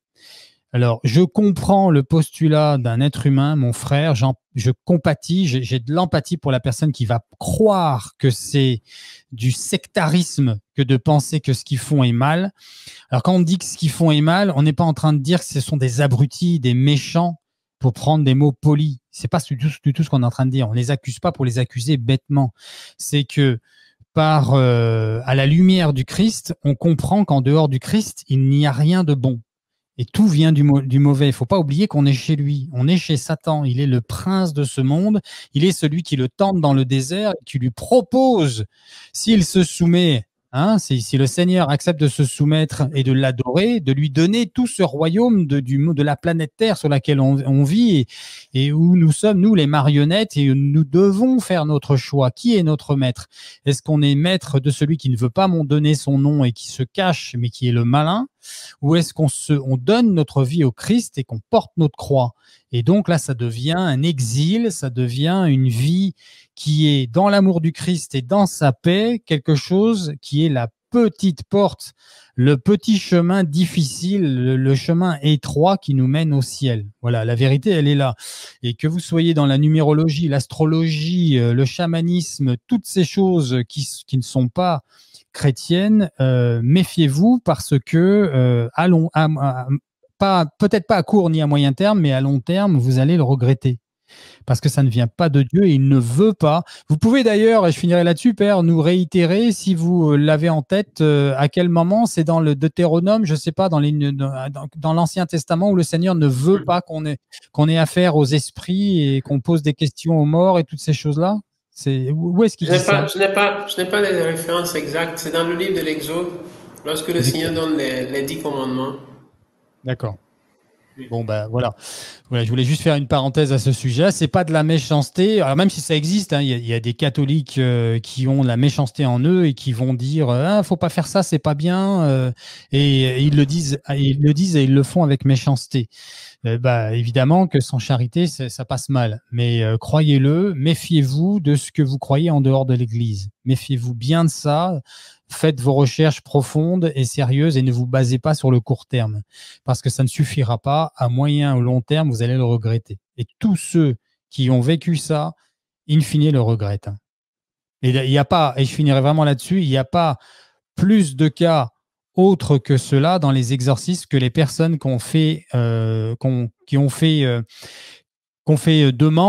demandé, oui, à des personnes par des moyens spirituels et divers et variés non catholiques d'avoir de l'aide, que ce soit les cartes, que ce soit les chamans, les coupeurs de feu, les magnétiseurs, voilà. Ils le regrettent, in fine, ils se retrouvent vexés, parce qu'il y a des termes, la vexation, la possession et l'obsession. Ils ont de la vexation à minima, mais certains sont aussi des possessions diaboliques. Je vous invite à écouter mon interview avec, j'oublie son nom, mais je vous mettrai le lien dans le descriptif de cette vidéo, mon interview avec un exorciste. J'en ferai d'ailleurs d'autres plus tard parce que je pense que ça devient de plus en plus nécessaire. Et on découvre ceux qui arrivent dans leur bureau et qui viennent en pleurant, désespérés, en disant je sais plus quoi faire. Voilà, ma vie est un enfer aujourd'hui, alors qu'au départ, on m'avait fait du bien, un magnétiseur. Au départ, je n'ai fait que regarder des cartes. Au départ, j'étais addict à la pornographie. Enfin voilà, c'est des choses qui sont loin de Dieu et qui, in fine, nous rendent esclaves. Pardon, j'ai été un peu long, Père. Continuons alors, on avance. Oui, il y a les lois de cohabitation homosexuelle, et ça, c'était un grand scandale. C'est d'ailleurs à partir de là que moi, je me suis mis dans les médias parce que depuis 2016, j'observais François, j'analysais, je priais. Et en 2020, là, je me suis dit non, je ne peux plus me taire, il faut que je parle publiquement parce que là, il a touché un élément essentiel qui attaque directement la famille, le mariage et aussi les futures vocations sacerdotales, religieuses, la société en général. C'est lorsque le pape François, le 21 octobre 2020, a dit dans un documentaire réalisé par l'un de ses amis homosexuels, Eugénie Afiniewski, ce que nous devons faire, c'est une loi de cohabitation civile en parlant des personnes homosexuelles. Alors ça, précisément, le pape Jean-Paul II et le pape Benoît XVI l'avaient interdit à tout chrétien d'œuvrer, de militer pour qu'il y ait dans la société des lois de cohabitation homosexuelle. Parce que, comme ils ont dit, ce serait un acte gravement immoral. Alors François a contredit carrément cet enseignement traditionnel et il est le seul pape, il est le premier pape et le seul pape à donner cette autorisation. Qui était son ami? Vous disiez c'était un prélat? C'était qui? Non, c'est un cinéaste juif qui s'appelle Eugénie Afiniewski, qui a réalisé en 2009 un film de promotion de l'homosexualité qui s'intitule « Oh, veille, mon fils est gay ». Et donc, c'est celui-là que François a pris pour qu'il réalise un documentaire sur son pontificat. Et dans ce documentaire, il a introduit un extrait d'une interview avec une chaîne mexicaine où il a dit justement cette phrase-là. Ce que nous devons faire, c'est des lois de cohabitation. C'est une loi de cohabitation civile pour les personnes homosexuelles. Donc vous avez rebondi sur cela même, c'est-à-dire sur cette demande de loi, cette requête à ce qu'on crée une loi civile de cohabitation. Et c'est là que vous avez pris la parole pour ce point particulier. Et vous avez dit quoi? Et les autres. C'est là que j'ai dit, le vase est plein. le verre est plein. Il déborde. Oui. Là, il déborde. Là, la coupe est pleine, comme on dit en français, oui. La coupe est pleine. Là, on ne peut plus se taire. Il faut non, parler plus. Parce que 2016, 2018, 2019 et maintenant 2020, là, c'est pas possible. C'est pas possible. Surtout que Jean-Paul de Benoît, il a expressément interdit. Alors, je vais jouer l'avocat du diable, mon père. Alors, c'est quoi le problème? Vous avez un problème avec les homosexuels, mon père? Vous n'aimez pas les Non, non, non, homosexuels? C'est ça? Dites-nous la non, non. vérité. J'aime toutes les personnes. Comme chrétien, j'aime toutes les personnes parce que Jésus nous l'a demandé. Et je comprends, hein, en tant que prêtre, je comprends que certaines personnes puissent passer par des moments difficiles. Je ne pense même pas aux homosexuels, je pense à toute personne, tout chrétien. La sexualité n'est pas une vertu facile à vivre. La chasteté, pardon, n'est pas une vertu facile à vivre. C'est-à-dire le fait d'avoir une maîtrise sur sa sexualité pour l'orienter à l'accomplissement de la volonté de Dieu, ce n'est pas facile. Donc, on ne peut pas jeter la pierre à quelqu'un parce qu'il a du mal à vivre sa sexualité. Là où il y a problème, c'est lorsque cette personne dit, moi, cette manière erronée de vivre la sexualité, je pense que c'est la bonne. Et je veux même qu'elle s'étende au monde entier. Là, il y a problème. Parce que d'abord, ce n'est pas la bonne. Et ensuite, elle n'a aucun droit à s'étendre au monde entier parce que ce qui est naturel, tout le monde le connaît. C'est la procréation homme-femme. D'ailleurs, il n'y a pas de procréation homme-homme ou femme-femme. C'est juste un acte de plaisir. Et ça, Dieu ne le permet pas, Dieu ne l'accepte pas, parce que dans le plan de Dieu, il n'y a pas ça. Le plaisir est dévolu pour l'acte conjugal entre l'homme et la femme. Alors, il y a l'acte et il y a le postulat affectif. Oui. Qu'est-ce que vous dites à un homosexuel qui se découvre homosexuel, elle ou lui, et qui voudrait avoir une relation avec le Seigneur? Qu'est-ce que le Seigneur nous demande de transmettre? Qu'est-ce que propose l'Église, la sainte tradition pour le coup, et non pas ce qu'on essaye de nous pondre là maintenant? Comment l'Église, à travers les 2000 ans de chrétienté que nous avons, a géré ça? Je parle en termes de transmission de la foi et non pas des huluberlus et des abrutis qui ont voulu interpréter à leur manière et ont fait couler le sang. Je parle de ce qui descend du Christ et donc de la tradition. Qu'est-ce que dit l'Église? Le plus sage, c'est de recourir au catéchisme de l'Église catholique. Les points, je ne les ai pas en tête, mais c'est très facile à retrouver. Il suffit de taper catéchisme de l'Église catholique homosexualité et on retrouvera les points. C'est que l'Église rappelle que la tendance homosexuelle en elle-même n'est pas un péché. C'est-à-dire que le fait que quelqu'un ressente une tendance, une attirance vers l'autre sexe, en soi-même, ce n'est pas un péché. Ben, il n'a pas demandé, c'est pas de sa faute. Voilà, c'est pas de sa faute. Il constate cette attirance. Maintenant, là où il peut avoir péché, c'est sa réaction face à cette attirance-là. Cette attirance, je l'accepte, je la cultive, je la favorise ou bien je la rejette. Je donne un exemple très simple qui permet de comprendre, parce que c'est un exemple réel. Dans certaines familles, le père a une fille qui peut-être a 5 ans, il n'y a pas de problème. Mais lorsque la fille a 18 ans, lorsqu'elle a 20 ans, elle devient femme. Et un jour, un père peut, en prenant de sa fille, constater qu'il a une réaction de son corps vis-à-vis de sa propre fille. C'est une tendance. C'est une tendance. Et il fera bien de ne pas en parler parce que c'est choquant. C'est choquant. Alors, qu'est-ce qu'il doit faire face à cette tendance qui est en fait une tentation? C'est le mot qu'il faut utiliser. C'est une tentation. Cette tendance, c'est une tentation. Qu'est-ce qu'il doit faire? Quelle doit être sa réaction? Tout simplement rejeter la tentation. Ne pas culpabiliser pour cela. Tu es un homme, c'est une femme, ton corps a réagi, point, c'est tout. C'est tellement naturel, la réaction est tellement naturelle. Maintenant, ce qu'il ne faut pas faire, c'est dire, bon, comme je ressens une attirance pour ma propre fille, alors je vais coucher avec ma propre fille, parce que bon, c'est ce que je ressens. Non, ça c'est l'inceste. Et donc, la même chose arrive dans la relation homosexuelle, c'est-à-dire quelqu'un peut être en face d'un homme, mais qui, à cause de certains traits efféminés, provoque une réaction du corps de l'autre. Mais il faut rejeter cette tentation tout simplement. Ce qu'on ne peut pas faire, c'est dire, bon, parce que je ressens cela en moi, parce que c'est répété, parce que, bon, donc je donne libre à cela. Et c'est là qu'il y a problème. Et c'est ce que l'Église dit, que la tendance, on ne la condamne pas, mais c'est les actes que l'on condamne. C'est-à-dire la tendance, elle peut naître comme une tentation chez tout le monde, mais l'acte doit être rejeté. Parce que poser l'acte, c'est y mettre sa propre volonté, c'est accepter le péché. Et ça, on ne peut pas le faire, quelle que soit la tendance. J'ai voulu être bref, je pense que Non, mais c'est bien, c'est bien. Est-ce que on peut mettre sur le même plan ou pas, oui, au niveau de la gravité? Je ne sais pas si c'est très spécifié comme ça dans l'enseignement de l'Église, mais la différence entre, est-ce qu'on peut mettre sur le même plan la fornication et la fornication homosexuelle? c'est-à-dire l'acte d'avoir une relation sexuelle en dehors d'un mariage, ce qui n'est pas autorisé dans le plan de Dieu, puisque voilà. Enfin bon, je vais pas. Ma question elle est claire. Est-ce que la fornication et la fornication homosexuelle sont sur le même plan? On dirait non.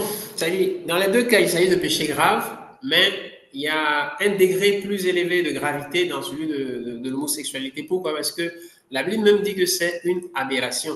C'est une abomination, pardon. Une abomination.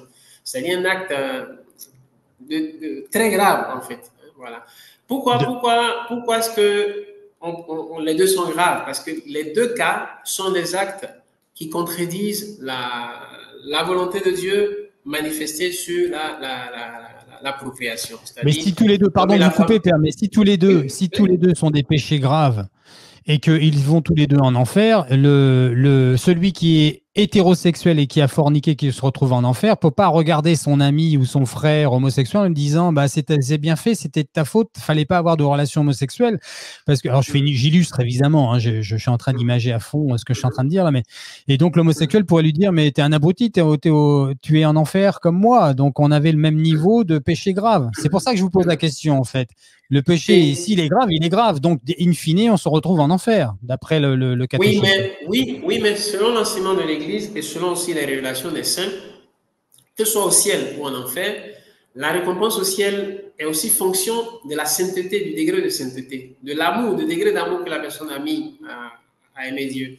Et aussi, dans le cas de l'enfer, la souffrance qu'on a est aussi fonction du degré de malice qu'on a eu sur la terre. Ah, donc, voilà, celui qui est en enfer, pour avoir commis des péchés beaucoup plus graves, va souffrir beaucoup plus que celui qui a commis des péchés moins graves. Même si les deux vont souffrir. Par exemple, le fait d'être privé de la vision de Dieu, c'est une grande souffrance. Voilà. Je pensais qu'en enfer, c'était un seul et même niveau, que c'était juste définitif, coupé de Dieu. Il y a des niveaux, parce que je sais que dans le purgatoire, ça existe. On a un purgatoire tellement ténébreux que ça ressemble aux portes de l'enfer. Ça, on l'apprend en effet dans l'Église. Mais vous dites, vous, là, qu'en enfer, il y a aussi des paliers éternels de damnation plus ou moins graves. Si, il y a aussi des paliers. C'est terrible, en effet. C'est pour ça qu'en fait, mieux vaut éviter de pécher.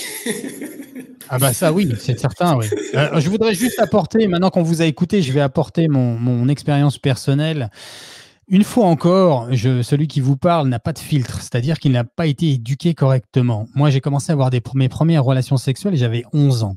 Alors, je ferai mon explication et mon parcours dans une émission spéciale pour mieux comprendre d'où je viens. Mais j'ai tout fait. Ce que je veux dire par là, c'est que n'ayant pas eu de filtre, je connais vraiment tous les méandres des relations sexuelles pécheresses à tous les niveaux. Et donc, je suis revenu de tout. Et là où je veux en venir, c'est que le postulat du chrétien, celui qui est christocentré, c'est la chasteté.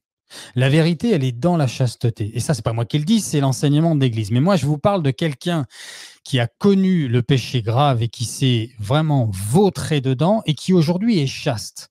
Je n'ai plus de relations sexuelles en dehors du mariage, donc je suis chaste depuis environ 2018. Plus ou moins quelques mois près, exactement, je ne pourrais pas vous dire.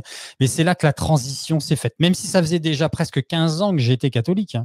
C'est-à-dire que j'ai mis du temps à en arriver à la compréhension totale de la vérité de Dieu. Il a été patient avec moi. Il a vraiment été très patient.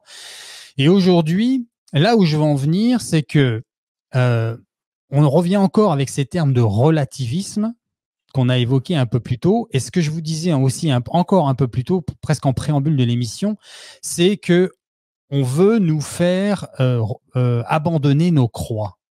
Parce que ce que je vais vous dire, mes amis auditeurs, si vous avez de la difficulté avec la chasteté, je parle notamment aux célibataires, mais pas que. Attention, la chasteté, elle est aussi pour les couples. Parce que celui qui croit ou celle qui croit qu'en se mariant, il va pouvoir vivre sa sexualité tous les jours comme il veut et à foison, il se met le doigt dans l'œil. Hein. Parce que ça veut dire qu'il ne connaît pas beaucoup de personnes mariées et que ce n'est pas vraiment le cas. Alors, il y en a qui sont très épanouis, qui en sont très heureux et avec qui ça se passe bien. Mais il ne faut pas croire que c'est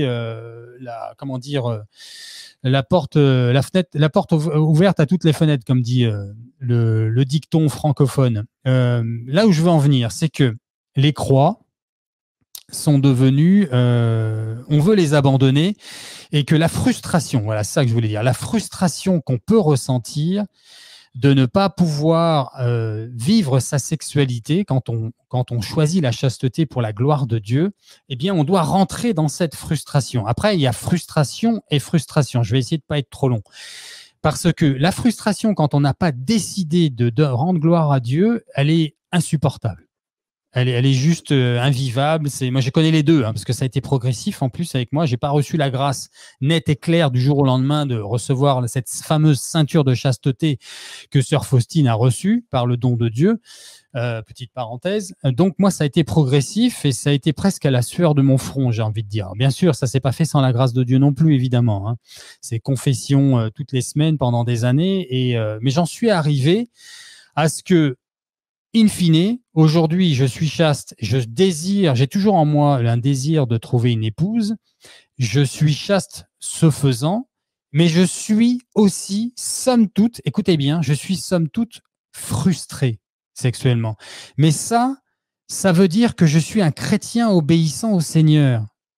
N'allez pas croire avec l'esprit du monde que du fait que vous soyez frustré, vous êtes un abruti et vous passez à côté de votre vie ou quelque chose de positif. C'est l'inverse.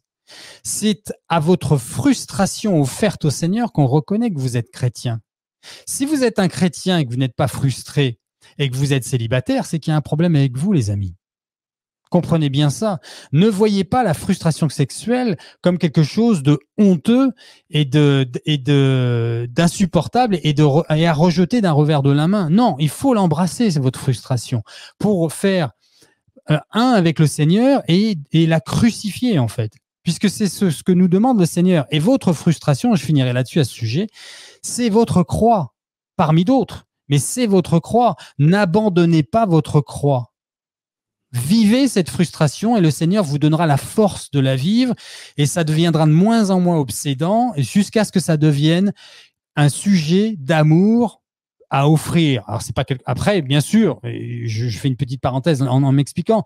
Avec le temps et avec la prière, c'est quelque chose qui est beaucoup moins obsédant.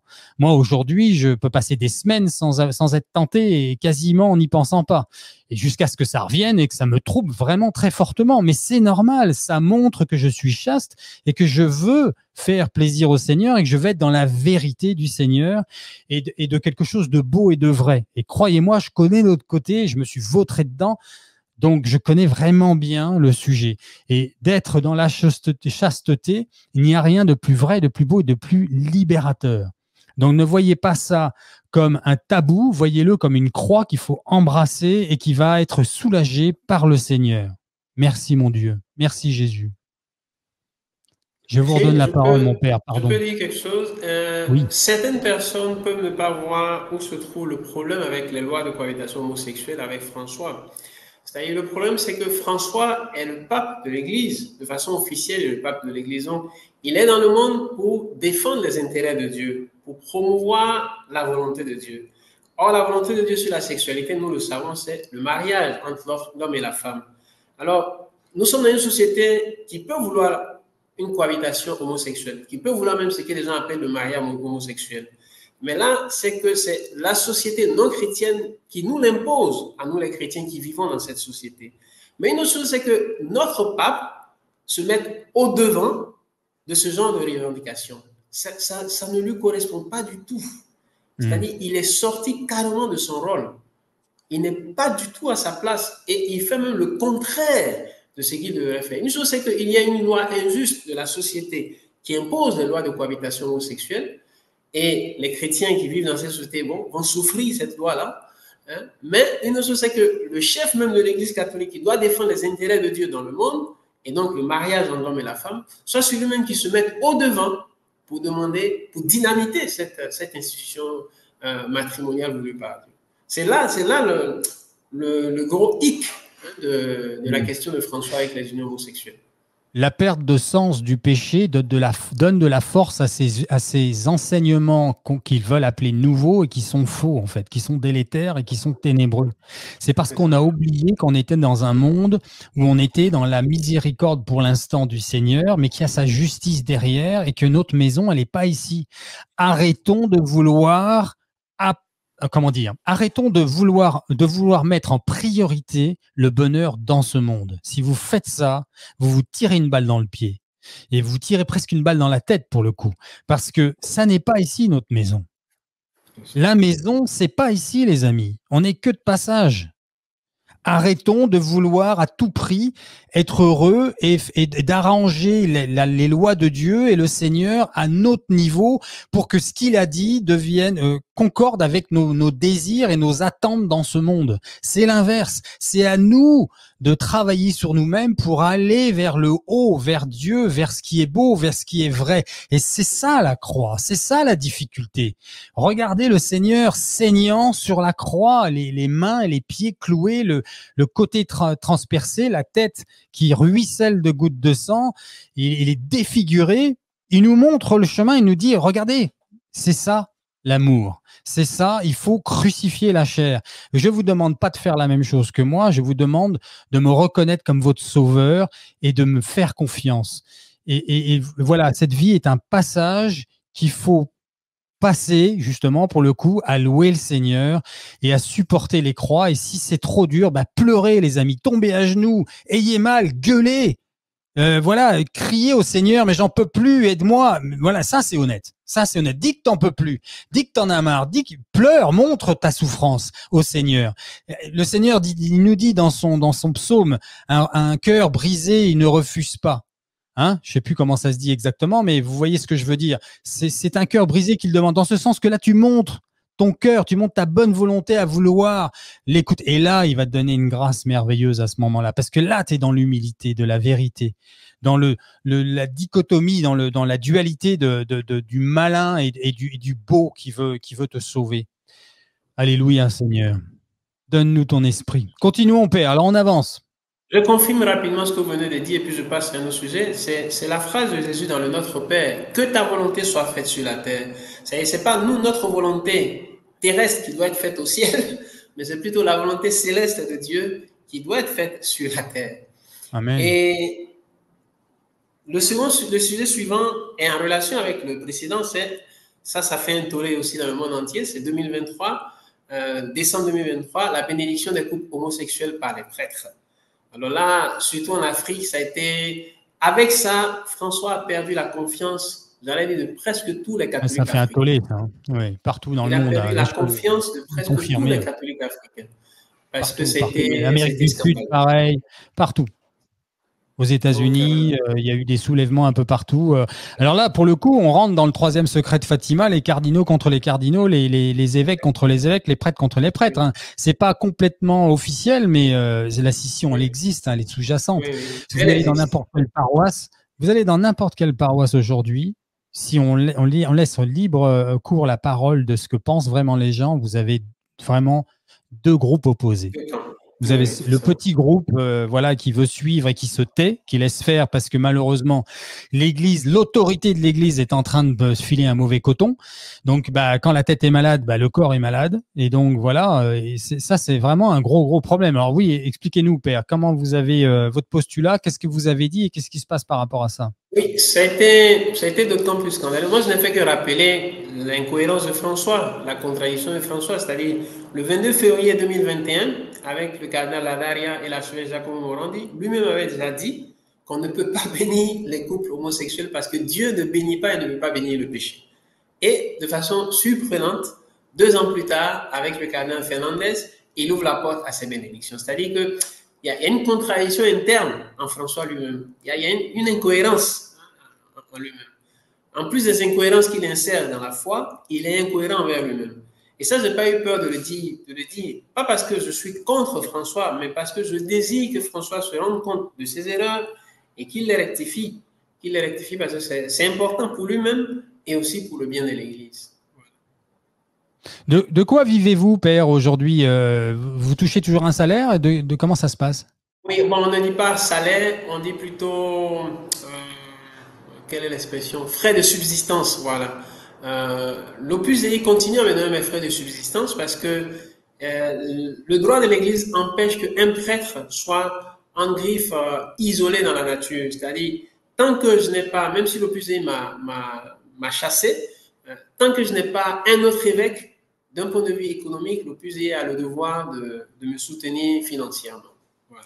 Et Et si le lorsque, procès va au bout et voilà, si si le le procès procès va va au aller bout et au qu'il... et que Allez-y. je suis renvoyé de l'État clérical, alors l'Opus Dei n'a plus ce devoir-là.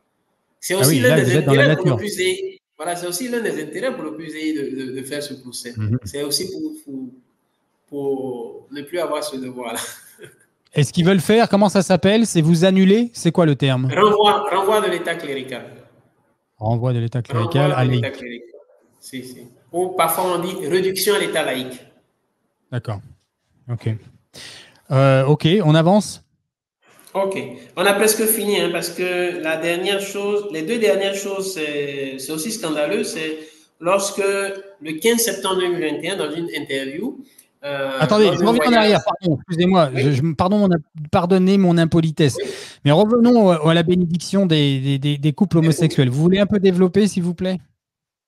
Oui, le problème là, c'est que le même document qui demande de faire ces bénédictions, ces fiducia supplicans, commence en disant quelque chose au départ qui interdit ces mêmes bénédictions. Mais de façon surprenante, sans tenir compte de ce que le document même dit, on ouvre la porte à ces bénédictions. Que dit le document? Le document dit que dans la tradition de l'Église, on bénit ce qui est conforme à la volonté de Dieu.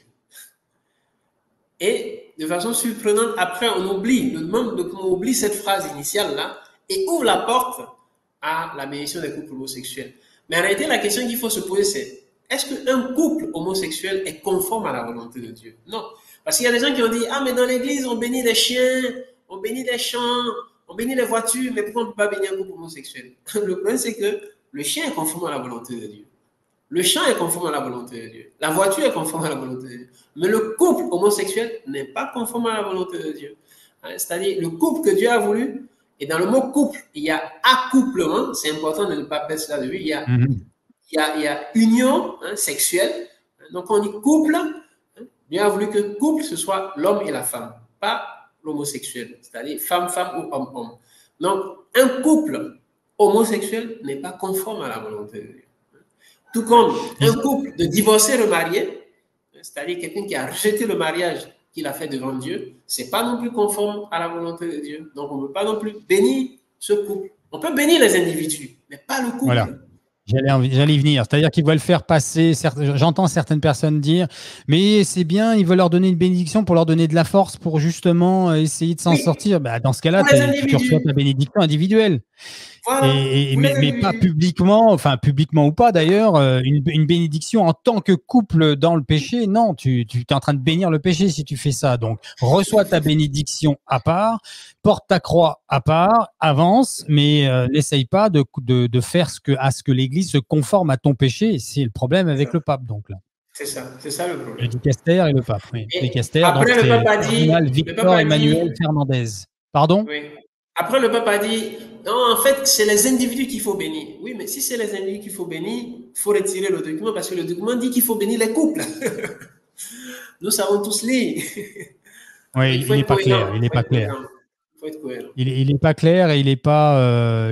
C'est vrai il n'est pas assez ferme il n'est pas assez droit dans ses bottes justement par rapport à la tradition. C'est vrai qu'il dit tout et son contraire, et alors qu'il suffirait de faire une conférence de presse et dire de demander pardon pour ses erreurs. Ça pourrait être réglé en 2 minutes, hein, son histoire, en fait. Oui, c'est vraiment de la mauvaise volonté de sa part, hein, pour le coup. C'est clair, c'est clair.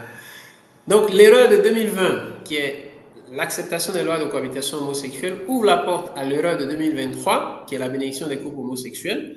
Mais entre-temps, en 2021, il y a eu une grosse erreur, c'est que dans une conférence de presse, on a posé la question au pape François si on peut admettre à la communion les politiciens catholiques qui sont pro-avortement. Et il a dit oui. Il a dit oui de façon, évidemment, pas de façon en disant oui, non, Mais il dit, moi, je ne refuse jamais l'Eucharistie je n'ai jamais refusé l'Eucharistie à quelqu'un. Donc, en disant cela, il ouvre la porte à ce qu'on donne l'Eucharistie à des personnes concrètes. Et il y a eu des exemples concrets, c'est Joe Biden, le président des États-Unis, et Nancy Pelosi, qui sont allés le rencontrer au Vatican, et ils sont sortis de là en disant publiquement, il m'a dit que je pouvais continuer à aller à la messe et à recevoir l'Eucharistie. Il manque de rigueur. Il y a problème, parce que, je vais citer juste un exemple, Saint Thomas d'Aquin, Somme théologique 3, question 80, article 6. Au pécheur public, on ne doit pas, même s'il la demande, donner la Sainte Communion. C'est ça la tradition de l'Église. Au pécheur public, on dit pécheur public, pas quelqu'un qui est un pécheur privé. Parce que s'il est pécheur privé, qu'on lui refuse la communion, bon, on expose son péché devant tout le monde. Le prêtre n'a pas ce droit-là. Parce qu'il commet un péché en voulant éviter un péché. On n'a pas ce droit-là de commettre un péché pour éviter un péché. Par contre, c'est un pécheur public. C'est quelqu'un qui publiquement fait l'apologie de son péché et qui a cet orgueil-là de s'approcher pour dire « Moi, je veux recevoir l'Eucharistie ». L'Église a le droit de dire « Non, nous ne te donnons pas l'Eucharistie. Parce que tu dois changer. Ta situation n'est pas bonne. » Et donc, François ouvre aussi la porte à cela. Donc, là aussi, c'est un relativisme qui, malheureusement, va aussi contre la vie parce que ça promeut aussi l'avortement indirectement.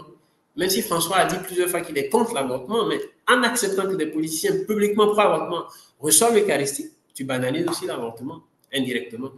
C'est encore la différence entre la tolérance et la permissivité. Donc, c'est un excès de charité mal placé pour le coup là.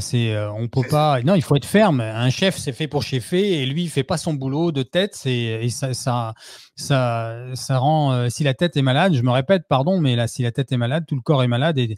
Et là, après, il n'y a plus d'autorité, c'est plus clair, chacun fait un peu ce qu'il veut. Mais si, lui, moi, j'ai le droit de faire ceci, j'ai le droit de faire cela, et ça met le bordel dans toute l'église. Parce que là-haut, ils sont pas clairs et ils sont pas droits dans leurs bottes, quoi. Ils font pas leur boulot. C'est un exécutif qui est pas à sa place et vivement que ça change. Ouais.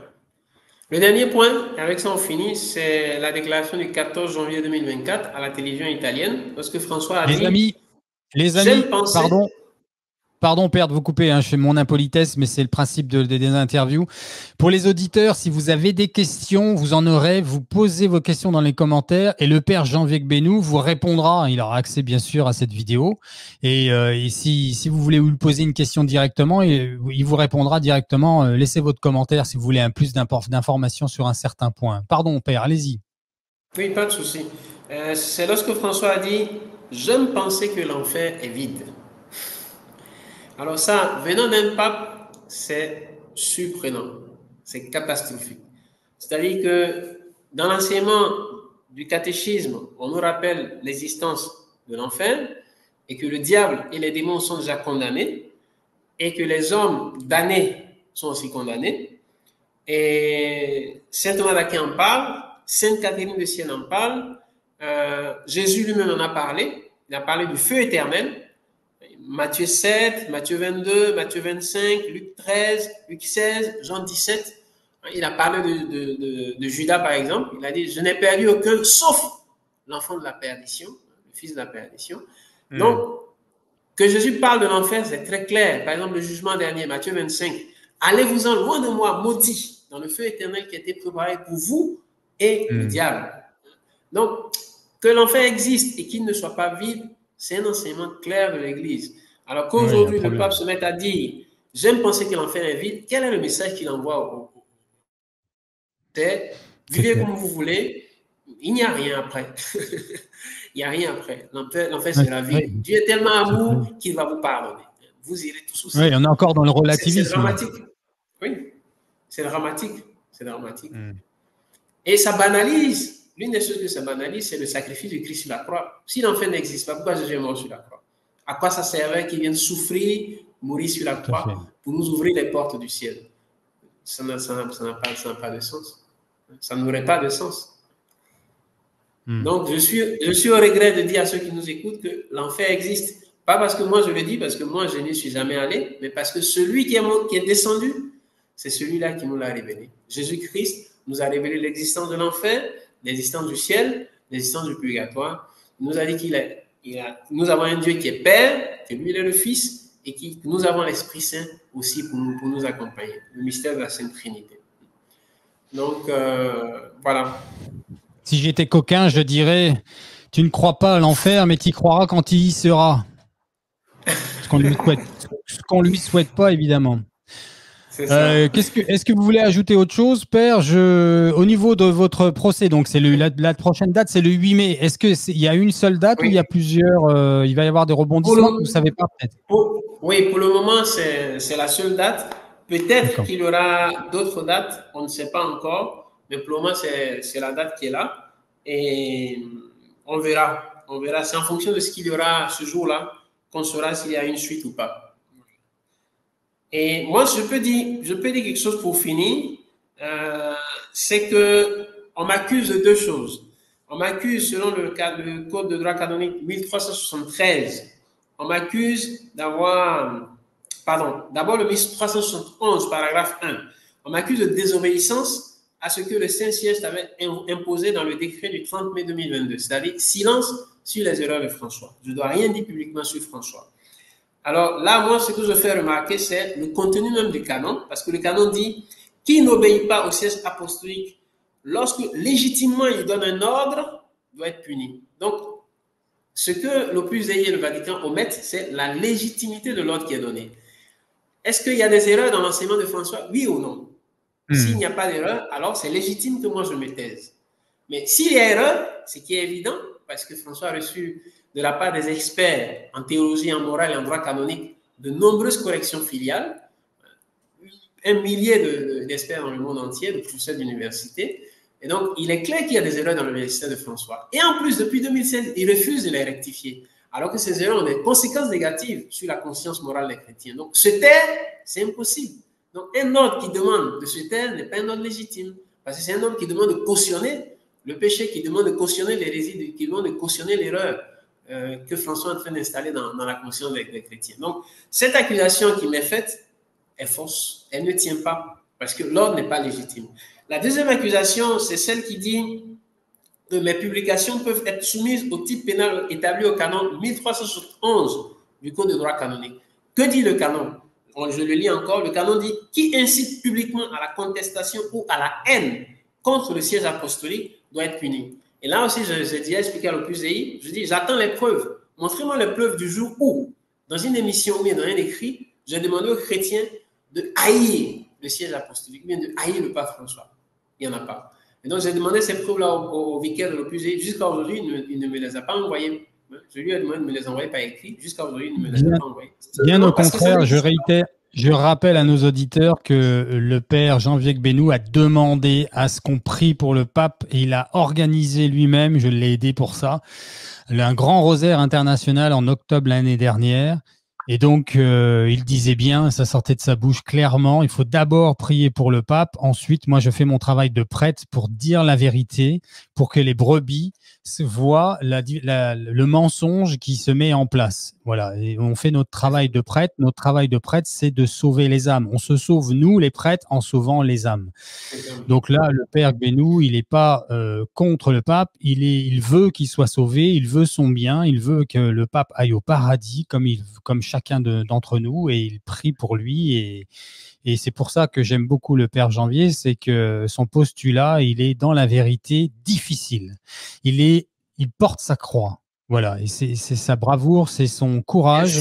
Je vois le Christ en père Janvier, sinon je ne l'aurais pas invité. Et je ne vois pas un prêtre qui se met en avant et qui veut rouler les mécaniques et qui veut se la raconter, vendre des bouquins ou que sais-je. Ok, là, on n'est pas du tout dans ce cas de figure. Et donc, je vous invite, s'il vous plaît, les amis, à prier pour le Père Janvier jusqu'au 8. S'il vous plaît, gardez le Père Janvier tous les jours dans votre prière quotidienne. Si vous allez à la messe, à chaque messe, dans vos différentes dizaines de rosaires que vous allez faire, de prier pour le Père Janvier. Je le ferai de même jusqu'au 8 janvier pour que la vérité soit manifeste. Et lui, j'en suis sûr, il acceptera ce qui doit lui arriver. Je peux dire une chose, parce que je l'ai demandé à plusieurs chrétiens sur les réseaux sociaux, c'est d'écrire au cardinal Yu au prélat de l'Opus Dei et au vicaire de l'Opus Dei pour demander que le procès soit annulé. Donc, j'ai communiqué après, je passerai cela à Cyril qui pourra le mettre certainement à Cardinal l'écran. You, donc c'est celui que je mets là à l'écran. Et l'autre, lui, c'est qui? Le prélat de l'Opus Dei. Voilà. Le prélat de l'Opus Dei, Monseigneur Ocaris. Monseigneur Voilà. Ocaris. Voilà. Et puis, le vicaire de l'Opus Dei, Monseigneur Sissoko. Voilà. Voilà. Donc, prefetto@cclergy.va, c'est le mail. Prefetto@cclergy.va. Le numéro de téléphone du cardinal, c'est plus 39, c'est l'Italie, 06 69 88 41 51.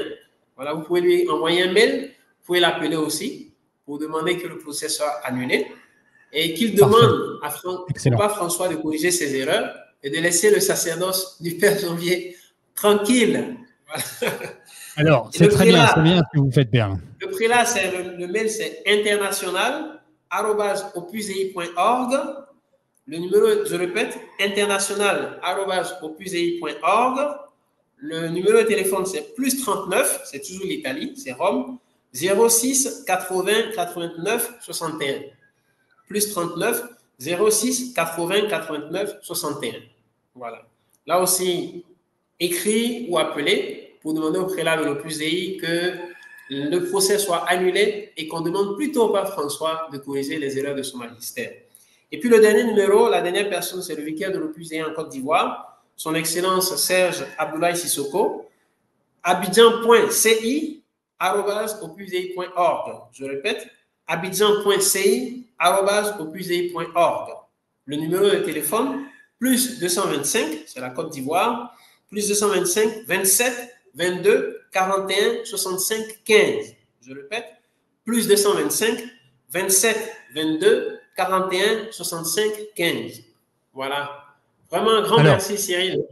Grand merci. Écoutez, Père, pour les auditeurs, tout ce qu'on vient de donner comme information, je vais le mettre dans la vidéo en dessous, dans le descriptif. C'est quoi le descriptif de la vidéo? Si tout de suite en dessous de la vidéo, vous avez des écrits. Vous pouvez cliquer sur plus ou moins et ça agrandit ce descriptif. Et donc là, je vais vous mettre les coordonnées de ces trois prélats, du cardinal, de Monseigneur et du prêtre dans les trois ordres respectifs. Vous aurez donc ce que vient de donner le Père, leurs emails, l'adresse email et le numéro de téléphone. Maintenant, je vous demande, s'il vous plaît, d'être courtois et d'être poli avec eux. N'allons pas vilipender ou vomir notre méchanceté et notre colère sur eux.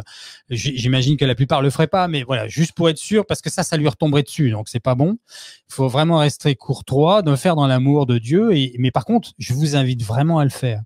Même ne serait-ce qu'un très très court message ou un très court appel téléphonique. Si chacun qui a visualisé cette vidéo et qui est d'accord avec le Père Janvier le fait, eh bien, ça aura un impact parce que il n'y a pas plus dangereux et délétère que les bons et les vrais catholiques qui se taisent.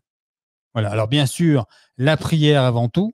Et ensuite, si vous pouvez faire ça, vous manifestez dans la charité, dans la politesse de Dieu et non pas autrement. Et faites-le, super. Gloire à Dieu. Gloire à Dieu. Merci ok, Père. Est-ce que vous voulez... on va finir par une prière pour le pape et puis pour tous ces prélats aussi, pourquoi pas, puisqu'ils en ont besoin, évidemment. On en a tous besoin, mais le Seigneur nous demande de combattre avec la prière, avec son amour. Et c'est lui qui est le combattant, c'est lui, la vengeance m'appartient, dit le Seigneur. Donc, on va lui faire confiance. Jésus, j'ai confiance en toi, que ta volonté soit faite. Et je m'abandonne à toi, c'est à toi d'y penser, nous dit je ne sais plus quel prélat dont j'oublie son nom, pardon les auditeurs, il y en a qui vont être fâchés parce qu'ils m'ont envoyé son nom en plus. Merci à tous pour vos jolis commentaires qu'on reçoit de partout. Tiens, j'en profite pour faire un petit salut à la Guyane et à la Polynésie française que j'avais un petit peu oublié la dernière fois, et si j'en ai encore oublié, n'hésitez pas à laisser un petit message. Mais on pense bien à vous et on lit tous vos messages. En tout cas, il y en a de plus en plus, donc j'essaie de gérer, mais si j'en oublie, pardon. Je vous laisse le mot de la fin, mon père. On va refaire une émission avec vous après ce procès, ok, pour tenir au courant nos auditeurs et le monde sur ce qui s'est passé. Vous êtes écoutés là grâce à cette chaîne partout, Père. Ça va se répandre partout au Canada, aux États-Unis, sur les 5 continents du monde, en Afrique évidemment. Et donc, on espère beaucoup de prières pour ce fait, beaucoup de contacts faits dans la charité et la politesse. Et on va revenir vers vous après le procès, en tout cas la première étape pour savoir comment ça se passe. Et j'invite tout le monde à prier pour le pape et toutes ces personnes qui sont concernées. On vous écoute, Père. Dernière parole, vos derniers mots. Nous allons prier notre Père. Je vous salue Marie, et gloire au Père pour le pape. Très bien. Voilà. Notre Père qui es aux cieux, que ton nom soit sanctifié, que ton règne vienne, que ta volonté soit faite sur la terre comme au ciel. Donne-nous aujourd'hui notre pain de ce jour. Pardonne-nous nos offenses, comme nous pardonnons aussi à ceux qui nous ont offensés. Et ne nous laisse pas entrer en tentation, mais délivre-nous du mal. Amen. Je vous salue Marie, pleine de grâce, le Seigneur est avec vous. Vous êtes bénie entre toutes les femmes, et Jésus, le fruit de vos entrailles, est béni. Sainte Marie, Mère de Dieu, priez pour nous pauvres pécheurs, maintenant et à l'heure de notre mort. Amen. Gloire au Père, et au Fils, et au Saint-Esprit. Comme il était au commencement, maintenant et toujours, et pour les siècles des siècles. Amen. Je vous donne la bénédiction. Ah oui, merci Père. Le Seigneur soit avec vous. Et avec votre esprit. Que Dieu Tout-Puissant vous bénisse, le Père, le Fils et le Saint-Esprit. Amen. Allez dans la paix du Christ. Nous rendons grâce à Dieu. Merci Père, merci beaucoup. Merci. Et puis bon courage, un jour à la fois. On vous garde dans la prière et on reste en contact. Comme ça, on est bien informé de ce qui se passe. Voilà, et on garde bien la charité, la vérité, la lumière de Dieu. On joue pas le jeu du malin. Et on a confiance en toi, Jésus. Tu es notre amour et notre Dieu. Voilà, merci. On va se quitter là-dessus alors. Merci Père, je vous dis, je fais un petit coucou et je vais cliquer dans 3 secondes sur le bouton qui va terminer cette émission. Ô Marie conçue sans péché, priez pour nous qui avons recours à vous. Soyez bénis de Dieu chacun et chacune. À bientôt. Merci Père. À bientôt. Au revoir.